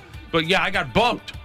Wow, you were on the schedule, and then they said, no, sorry, we're pushing you back to a time when nobody's going to be there? The card, Randy, is always subject to change. You know that. So there you go. Thank you for remembering that, Snubby Two Fingers Jesus, but now you all got to buy tickets for July 23rd. I was looking ahead, praying it was a Yankee game. It's not. I know how much you love the Yankees. I believe it's the White Sox. It is the White Sox. On July 23rd. It's a Sunday day game. There'll be a lot of people there. There'll be a hell of a crowd. And they're giving away back-to-school backpacks on that day. It's going to be a kid's day, too. Dude, Cubby, should I grab one for my godson? Nothing says 93X more than giving away back-to-school backpacks. Well, we can put some beer in there. Yeah, put some beer and cocaine in there. Yeah, and of course cocaine. Perfect. Don't you like to torture the kids by alerting them to, now some of the kids in your life are grown, but like, say, my godson, less importantly, your son. Don't you like to torture him by alerting him of all the back-to-school sales way before school starts? With the big kids, I used to, thankfully, Target, they put it out like in before school ends, basically. It seems like. But yeah, we'll tape all those ads up, make sure they know if back to school sales are starting. Yeah, we make sure to do all that. Brutal. We're giving away the back to school backpack on July 21st. 23rd. 23rd. Okay. Yeah. But you're right. They're the 22nd and 23rd. They're giving away. It's earlier and earlier every year, Brad Ryder. I know it. Yeah. My son starts before Labor Day this year. My girlfriend's a second grade teacher, and yeah, she goes back like the 19th of August or something like that. We know it was always the day after Labor Day for us. Same here. When I was 11 years old, if you would have said word one to me about school before August 31st, I would have given you a tombstone pile driver right there on the kitchen floor. All right. Try to control yourselves, everybody. The NHL draft is on television tonight in Nashville, live from Nashville. God, we're all going to be so hungover tomorrow. Yeah. The Pigs have the 21st pick in the first round. I heard something or another from Bill Guerin saying maybe he's going to trade up. But television coverage starts at 6 o'clock on ESPN and ESPN+. If you're completely insane and care to watch rounds 2 through 7, that programming starts at 10 a.m. tomorrow on the NHL Network and ESPN+. The Star Tribune says, here are 5 players who the Pigs might consider at that spot, okay? I like this. It's cute right from the get-go. A Russian kid named Daniil Butt. I like the idea of having a... What's the other name that we poke fun at? Hard on. What's his name? A Dumba. Dumba. Mm-hmm. Wouldn't that be something if we had a Dumba and a kid named Butt? A kid from Vancouver named Samuel Hanzek. A kid from the Ontario Hockey League, Callum Ritchie. A Czech player, Edward Sale. I like this idea. You guys know I've got a problem with those big, stubborn Swedes. It's always a problem with them. But they can play, by God. And I like this name here. Otto Stenberg from Sweden. So there's your completely clueless warm-up to tonight's NHL draft. Not that long of a drive from Cleveland to Nashville, Randy. I think you could get it done today. I'll pass, Brad. He's not interested. Oh, more Karl Anthony Towns trade rumors. Is this the one for Dame Lillard? This one got your fly going up and down a little bit, didn't it, Randy? I thought I saw something on Twitter last night about Cat for Dame Lillard and then swapping draft picks along the way with that too or something. So. What do you think of that? I thought you were a big Damian Lillard fan. I do love Damian Lillard. I don't know how that would work with Anthony Edwards in the same backcourt. I guess the draft picks are somewhat intriguing, but I don't know how that all lays itself out. But that idea was floated. I don't see those two playing together. What's that? I just don't see those two playing together. Lillard and Edwards. Yeah, they play the same position. Same guy. Yeah. Well, that was an idea that was floated around by a basketball writer with the name of Bill Simmons. He just threw the idea out there. Somewhat connected. Yeah. Sports guy. I mean, I don't want to see Karl Anthony Towns go anywhere necessarily. Do I think it has to happen at one point or another? Yeah, probably. But if he's going to leave and be traded, I certainly want a high caliber player to take his place, and Damian Lillard is certainly that. You're right about the same position as A1 from day one. You guys just give me yes or no answers here, Brad and Randy. I was reading on the Pioneer Press's website the top 10 players available on the NBA's free agent market. I'm going to say their name, and you just say yes, no, or I'm okay, we'll throw in maybe that the Wolves would have any interest or any ability to land these players, okay? And this is this regardless of salary situation, just if we like him or don't like him? Let's just go ahead with that, if you like him or don't like him. James Harden. No. No, thank you. Fred VanVleet. Yeah. Yes. Chris Middleton. Yes. No. Why? He's hurt too much. He does get hurt. That's true. Draymond Green. No. No. Okay, we heard you, Brad. I'm not sure. I'm on the fence on that one. Speaking for Brad. Yeah, Randy was speaking for Brad. You want a fun one here? You want a fun one? Kyrie Irving. No. No thanks. Jeremy Grant. Yeah. Maybe. Yeah.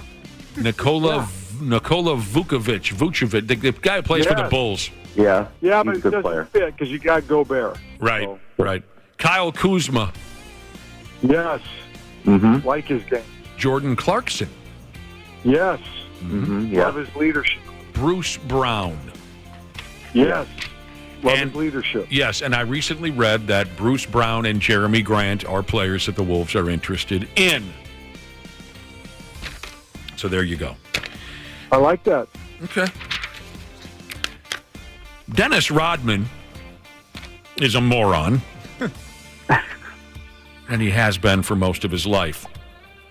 Recently, somebody asked Dennis Rodman about Larry Bird, and Dennis Rodman said that in today's NBA, Larry Bird wouldn't even make it into the league. He'd be playing in Europe. Larry Bird playing this era, I think he'd be in Europe. You know, like I said, don't you say he'd be somewhere over there. His game was fit for Boston at that time in the 80s and stuff like that. You know, but today's world, oh hell no. There's no way. I'm not downplaying him because he's a great player at that time, just like I was. But I'm saying, no, there's no way. No way. I think the kid from Denver is way better than him. Jokic. Oh, my God. He's slow as hell. You know, okay, so, but that guy got a game. You know what I'm saying? I think he's better than Larry Bird. I mean, in this day and age, yeah. I don't agree with that. No, it's ridiculous. I don't either. It's ridiculous. I mean, Larry Bird's game is kind of a combination of Jokic and maybe a little bit of Doncic in just how he could see the court, pass the ball, shoot the ball from anywhere. Super confidence. Oh, God. Tough as nails. Good rebounder. I disagree with that. It's ridiculous. What Rodman is saying is absolutely stupid. Yeah. You know, I love this. This is great. At the end of the story, they pointed out that Bird played 15 regular season games against Rodman in his career, and he had an average of 25 points a game. In the playoffs, he averaged 20 against Dennis Rodman. So, you know, I don't know how Dennis Rodman could watch that happen and have those things to say. But the dude is clueless. Well, you know, today's NBA is different than when Bird played. Of course it is. Yeah, but we're not talking about, your average ball player. We're talking about Larry F. Me running Bird here. Right. All right. Oh, this sucks. I was reading about a amateur soccer club here in the cities. The Minneapolis City Soccer Club. The Crows, bros. Mm-hmm. You know who they are, Dana? Yep. Being the soccer fan, the only soccer fan I know. Their equipment trailer got snatched out of the Augsburg University parking lot. That stinks. Everything they needed to set up a game was on the trailer. Tables, tents for ticket taking, racks for merchandise, water coolers for players. That sucks. The good news is a GoFundMe page got fired up. They claim they lost $15,000 worth of merchandise. The GoFundMe page has already raised more than that. So they should be able to replace everything. It blows that you got your... The reason I wanted to bring it up is the quote here from the chairman of this Minneapolis soccer club. His name is Dan Hodeman. Dan Hodeman says, "I can only hope the thieves were disappointed in their haul. It's some racks for our merchandise booth. What are they going to do with that? Worst heist ever," he says. Maybe they just wanted the trailer. That could be. I bet you're right. You effing guys. Oh, by the way, they say that security cameras picked up every bit of footage they would need to catch these douchebags. So, well, I mean, this day and age, you can't really get away with too much. Nice work, There's cameras dummies. everywhere. The clock is ticking. Every once in a while, Josh and I like to revisit our junior high days and talk about our brief love affair with skateboarding. Man, I was so into skate. And that BMX biking. Loved it. Did you have a bike with pegs on it? Of course. Nice. Oh, dude, cool. I'm not an idiot. Yeah, I had a Mongoose. Remember Mongoose, Nick? Of course I remember Mongoose. And I had a Haro. I owned a Mongoose. Those were, when I got my first jobs, the first things I did was save up to get some BMX bikes. Skateboarding was crazy hot at my junior high. You got to remember, this is when Tony Hawk became a somebody. Those were my junior high years when suddenly everybody wanted to be Tony Hawk or Christian Hosoi. And sometimes there were fights in, the hallway at school over Christian Hawk. What did I say? Tony Hawk. Over Tony Hawk and Christian.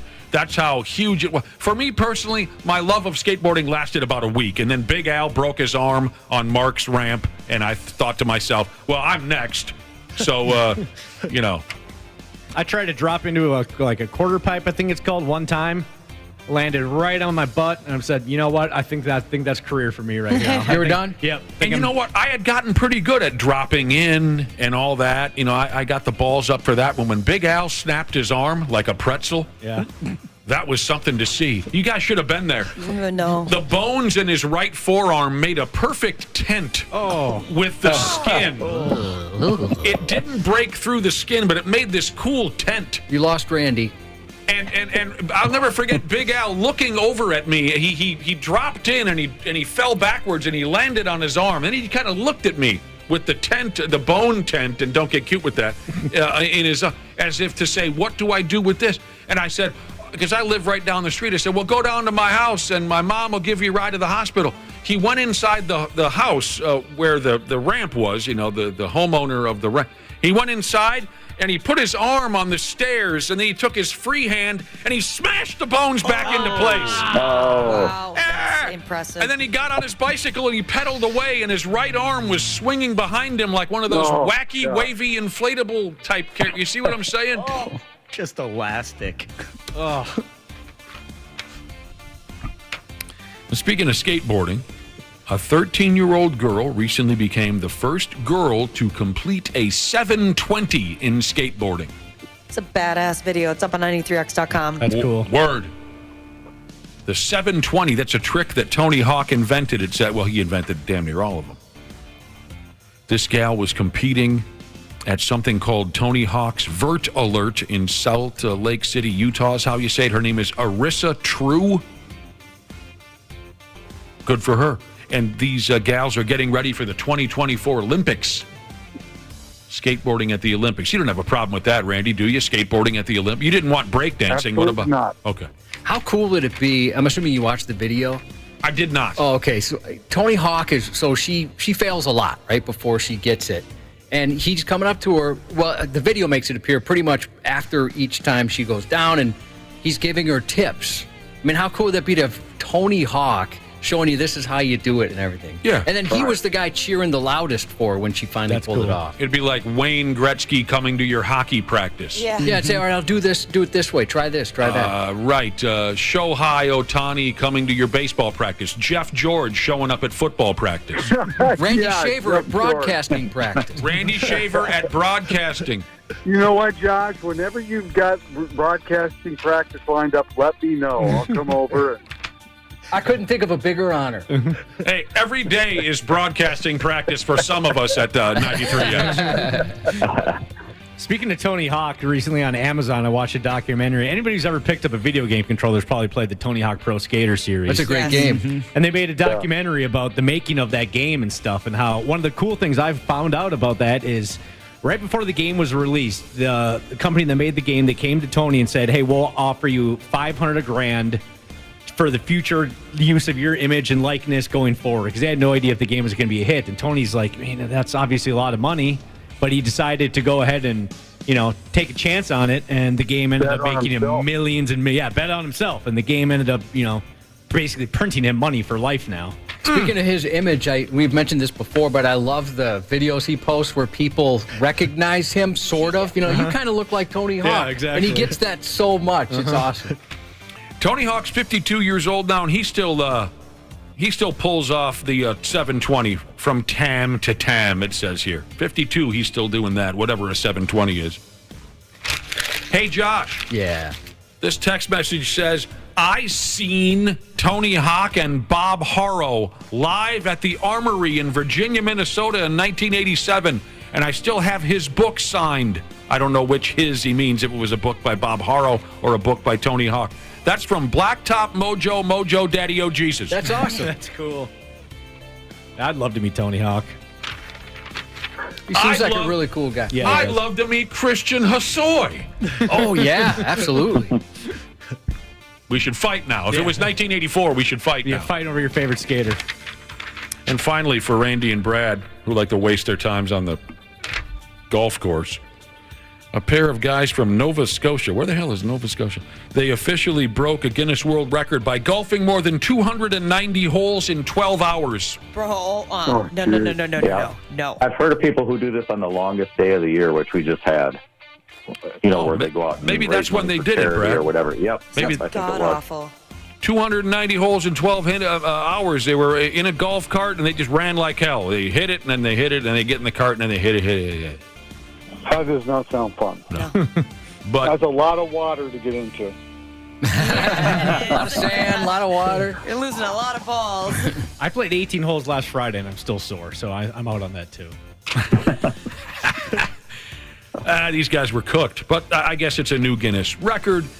There was a couple of English guys who golfed 290 holes in 12 hours a few years ago. These two Nova Scotians did 306 holes in 12 hours. So they, like I said, more than 290. That's what they were looking for to break the record. Guinness has to review all this before it ends up in the book.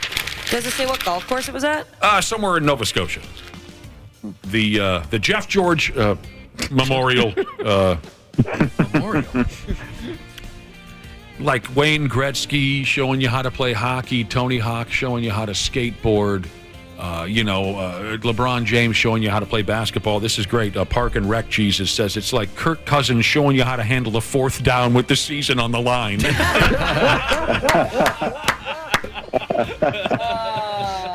Because wasn't that last year? Who were they playing? The Giants. The Giants in the playoffs. Yeah, it was that fourth down play. Oh, God, I can't remember now. What was it against the Giants when... Well, this wasn't Captain Deathrock's fault necessarily, Kirk Cousins.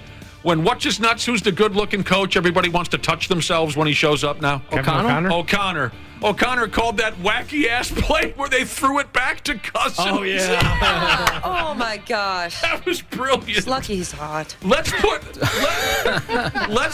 ball in the hands of the worst athlete we have on the field other than the offensive lineman. Let's do that. So maybe it's not always about going after Captain Deathrocks.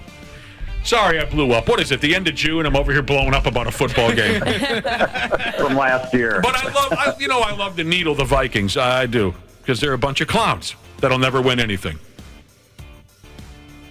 See you guys later. Hey, Randy, we'll talk to you tomorrow from Columbus. Drive safely. Sounds good. Thank you. And thank you, Brad. Yep. We'll talk to Brad on Friday. We'll be right back on the program. They want to glorify the fact that they're criminals. It's dumb. These guys are dumb. They deserve to be tossed under the jail just for being dumb. The 93X Half-Ass Morning Show. CJ Ham for Standard Heating and Air Conditioning. When I'm on the field, I can take anything. But at home with my family, we like everything to be comfortable. That's why I trust the pros at Standard. They've been keeping Minnesotans like me comfortable for over 90 years. Is your cooling system making strange noises or not cooling properly? Don't wait for an AC breakdown this summer. Get a free in-home estimate with Standard Heating and Air Conditioning. Schedule your appointment today at standardheating.com. So, we've got a #1 deluxe meal. Is there anything else I can get you? Yeah, I'd also like a good night's sleep. Maybe something like the I didn't struggle all night with my uncomfortable CPAP mask. Sir, I think what you're looking for is Inspire. It's an implant that works inside your body to treat sleep apnea without a CPAP. Come on. He sounds angry. Inspire. Sleep apnea innovation. Inspire is not for everyone. Talk to your doctor to see if it's right for you. And review important safety information at inspiresleep.com. Half-Assed Morning Show 93X. We are back. We are thankful that you're dialed in this morning. She is 8:34 on the 93X Half-Assed Morning Show. So, if you've been listening the last couple of days, you've heard that our pal Randy F. Me Running Shaver is on a summer road trip with his wife. Fun, huh? Yeah, it sounds like he's having fun. I mean, aside from the... It's been a while for me. Road trip, that is. Aside from the with his wife part. I think he likes her company. Oh, I'm sure I saw road trip was mentioned. Among many other activities folks like to get involved in come summertime.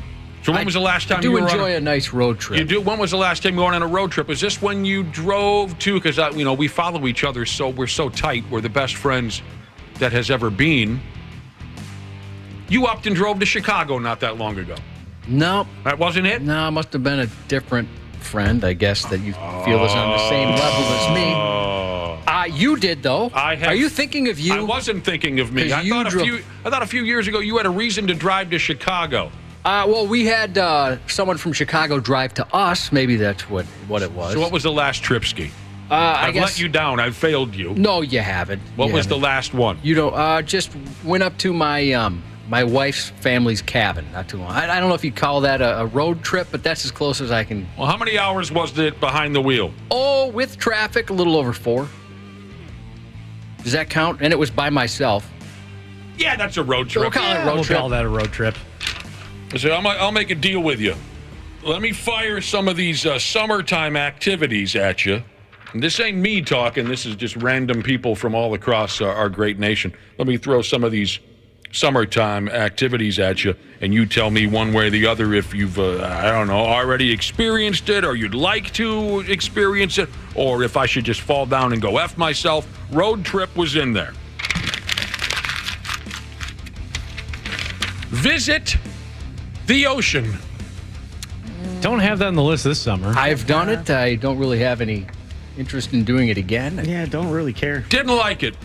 I've been to the ocean once or twice. I couldn't tell you which one. Didn't like it. It's pretty. It's salty. It's big. Watery. It's wet. I don't like what hides underneath. I got on some scuba gear once. Someone talked me into putting on scuba gear and diving up into the water, and I saw some things I wasn't comfortable with, and I immediately took the gear off and went and sat on the beach. I'd like to do that, actually. Scuba dive. It's really fun. But I could do that up north.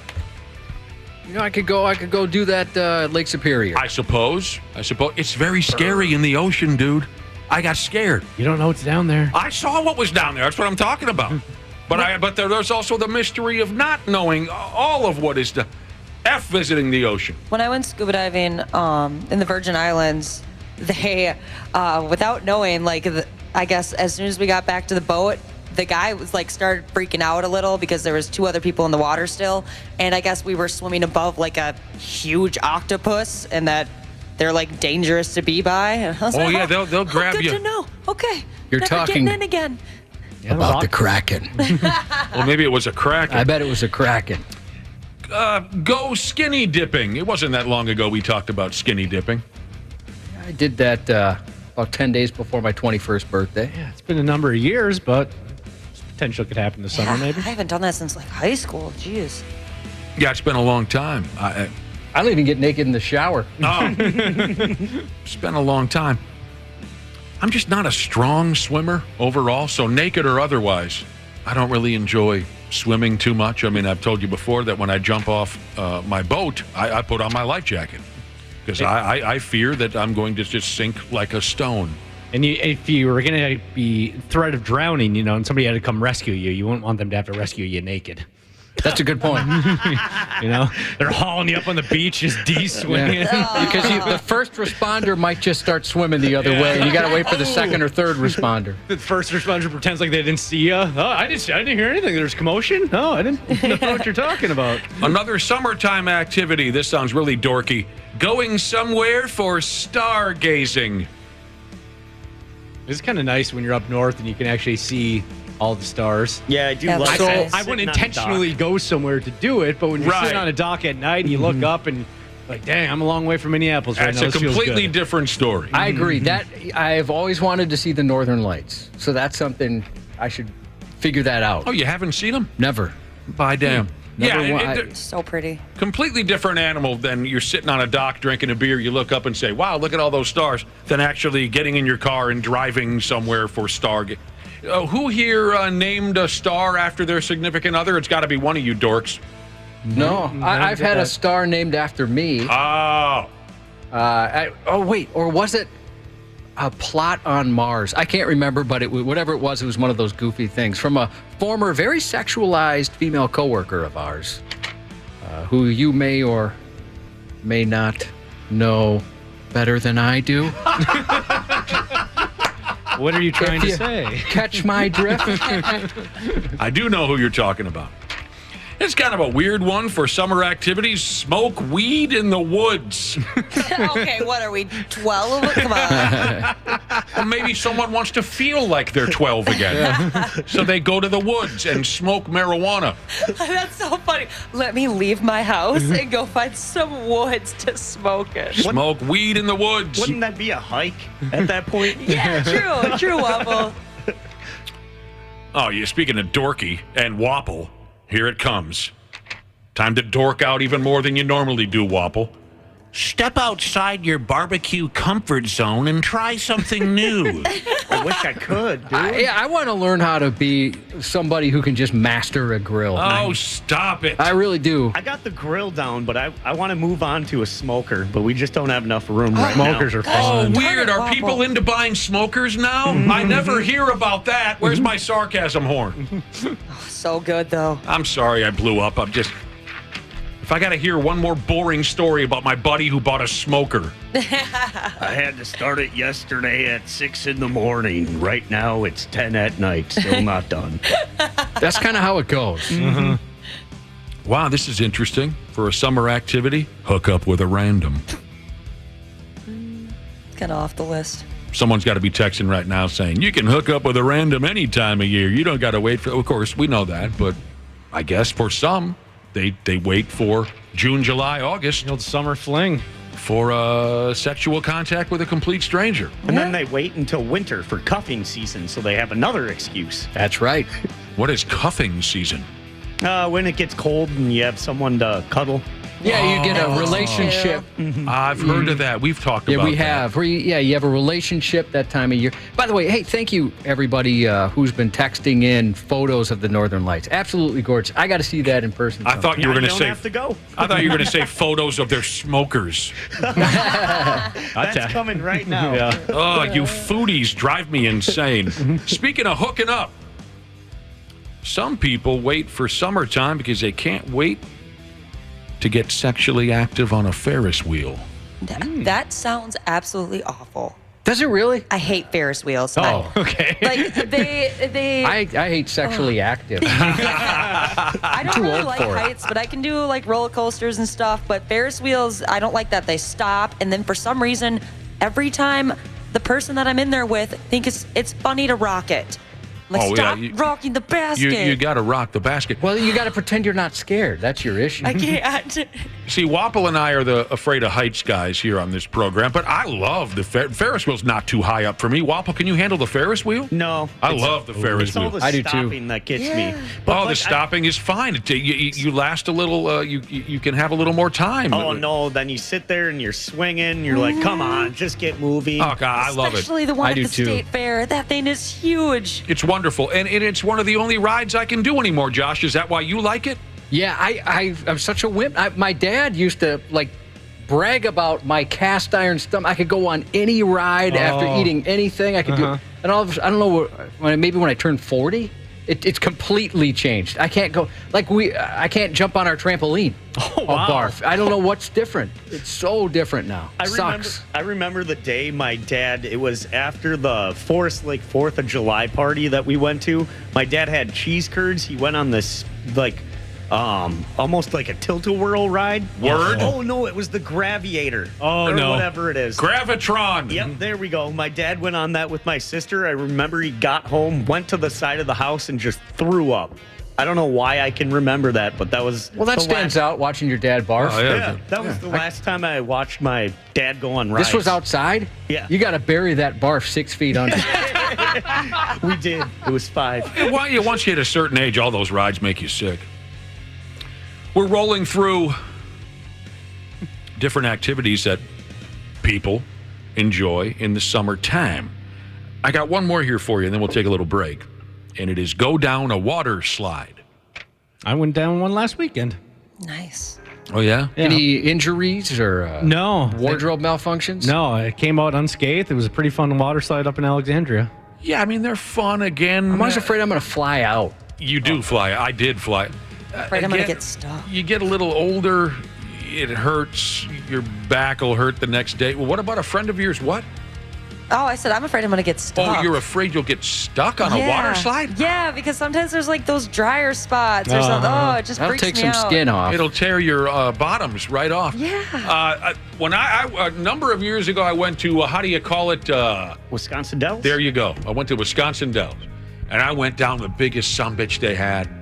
And it, watching it happen, watching others go down this massive slide, it happened every time. There was always someone at the bottom who didn't get out of the way. Okay? So it comes my turn. And I wasn't really concerned about the people at the bottom not getting out of the way because, like I said, I watched 20 minutes of it and it was a guarantee. And I'm telling you, I hit this was a number of years ago. I hit this kid so hard when I came off that water slide. I would imagine he was probably not able to graduate with his class this year from high school. I destroyed this little kid at the bottom of the slide. What would you say the percentage is of wardrobe malfunctions with bikini tops coming off on those? Like 1 out of every 5 female riders, or even better than that? When I was there, it was much higher than that. I saw more nipples and pubic hair when I was at the damn, what do you call the joint again? Wisconsin Dells. Than I see in most adult magazines. Everybody comes out of their suit. That's next on my list for a vacation. I really want to go back there. I have Wisconsin Dells? Yeah, I have fun at water slides and stuff. Even though I'm afraid of heights, I can still do water slides. It's a good time. It's There's a water good time. slides here. There's some really good ones, too. It's kind of gross. There's a lot of little babies running around naked and dirty diapers thrown everywhere and large people unable to cover themselves and things like that. I just want to go to the water park capital, I guess is what they call it. No, I get it. I get it. haven't If been you're going to there do for it, you want to do it years. right. Yeah. I ain't mad at you. You should go. And if you do, I'm going to make sure I come in here one day with no tan lines. Oh. I mean, the whole body.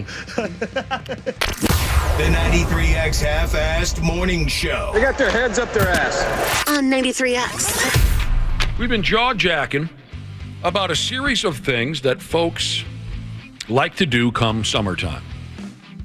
Summertime makes them want to do this and that. We've rolled through quite a bit. We got to talking about roller coaster rides and whatnot, and I don't even know if I mentioned this, but that did make the list. Riding a roller coaster is something that people like to get around to come summertime. You want to hear a good roller coaster ride story? Listener says, I went to Las Vegas. I went on the New York roller coaster, and I hate roller coasters, he says. I was so petrified that I got a bloody nose. Oh, no. The blood was streaming across my face as we were whipping around on this stupid roller coaster. The blood was blowing into the wind and onto the people that were seated behind me. Gross. Well, maybe. When the ride was over, I grabbed the person that I was with and I said, let's get out of here. She didn't want to leave. She said, why? Let's look at the pictures that they take of us as we're on the... You know that gimmick, right? Yeah. Oh, no. Everybody that was sitting behind me was speckled in blood all over their faces and their clothes. They had no idea. It's awful. It's a nightmare. Wait till you see it. Wait till you see that kind of blood mixed in with a bowl of... No. Bowl of clam chowder. That never happened. And the blood is coming from your grandmother. And she has no idea. And the blood is dripping into the clam chowder. And she's eating the mix of blood and clam chowder. That's for the holidays. That's a Christmas story. It's not Merry Christmas. That's a summertime story. What else do folks like to get involved in this summer? Take a technology detox? I take a technology detox come summertime. Oh, yeah, I hear about people doing So I can have some time to myself. Yeah, I'm good. Tan completely naked. I think we covered that. Can't say I've done that. Watch an outdoor movie. Outdoor movie? Oh, that'd be nice. Never done it. Drive-in, or sometimes like the twins will put a movie up. You sit on the grass, you watch the... There's a lot of people doing those inflatable movie theater things now, too. Yeah, I got a buddy who's got one of those inflatable screens and a projector and a hot wife. I mean, that's unrelated. Yeah, it's sweet when people like hook up their N64s and they're playing Mario Kart outside on their garage door. That's good living right there. You guys are you're messing with me. This doesn't happen. Have outdoor sex. Folks like to do that in the summer. It's always good in theory, but in practice, there's a lot of obstacles. Yeah. There can be. Well, I can think of one. Mosquitoes. Yeah, that's a big one. Attend a music festival. Anyone, what do we got going? Yeah, I'll be at Rockfest. Rockfest. There you go. Moon dance. Enjoy a campfire. I like a good campfire. I actually haven't done that yet this year, surprisingly. We're all surprised by that as well. Yeah, I actually owe Josh some money. All right, back to sex again. In the summertime, there are folks who like to do something sexual you've never tried before. Anyone got anything in mind? I just kind of gave up on the creativity in that department. You got any suggestions? I'm open to suggestions. Oh, I got a suggestion for you. What's that? Finish. You have such trouble finishing. I know. Yeah. I mean, on the topic of sex, I mean, getting away from something you never tried before. But you know what I've noticed about sex lately? Tell me if anyone's had the same experience. No one wants to snuggle anymore. They just want to get paid and get out of the car. I'm with you, man. You guys noticed that? Yeah. What else are folks? People are weird, dude. I know, it is weird. Take a whiz underneath the stars. That's always a good feeling. It is? Is it? I don't know. I like being outside, in the summertime. Yeah, I remember when I was a boy peeing outside in the summertime. Nothing like it. There probably is a country song called Peeing Outside in the Summertime. Yeah. Did I ever tell you about when my buddies dared me to whiz against the wind up in Canada? How'd that go? Not well. Yep. Explore a national park. You know what I like to do? I like to detox from technology and just explore a national park. You know, life is a journey. Maybe stay there all day, long enough to stargaze at night? Learn a new skill. It's summertime. It's not time to learn a new skill. Yeah, no thanks. Who are these people, Cubby? I don't know. Show offs. That's who they are. I think I've maxed out on learning things in my life. Make up, how do you say this? Create a garden. What am I, 82 years old? Bong a beer. Been a while, but that used to be a big-time summer activity. And stay up and watch the sunrise. Anyone got any good beer bong stories? I've never done it. No. Never even seen it. We built like the double-decker one back in high school and college. There's one time, I remember one time. By double-decker, do you mean like up a... So like, there'd be like a second-story deck, go all the way down the ground. You poured the beer into the funnel, which then entered another funnel, and then, right? Is that what you're saying? Mm-hmm. Right. There was one time, and I think I was like 17, 18, and we were at the hardware store and getting tube and a funnel. You can imagine what we were doing with it. We run into our shop teacher, and he just kind of smiles. He goes, "Guys, have a good weekend." That's great. Beer bonging. That's where it's at. Well, maybe there'll be some of that on the boat.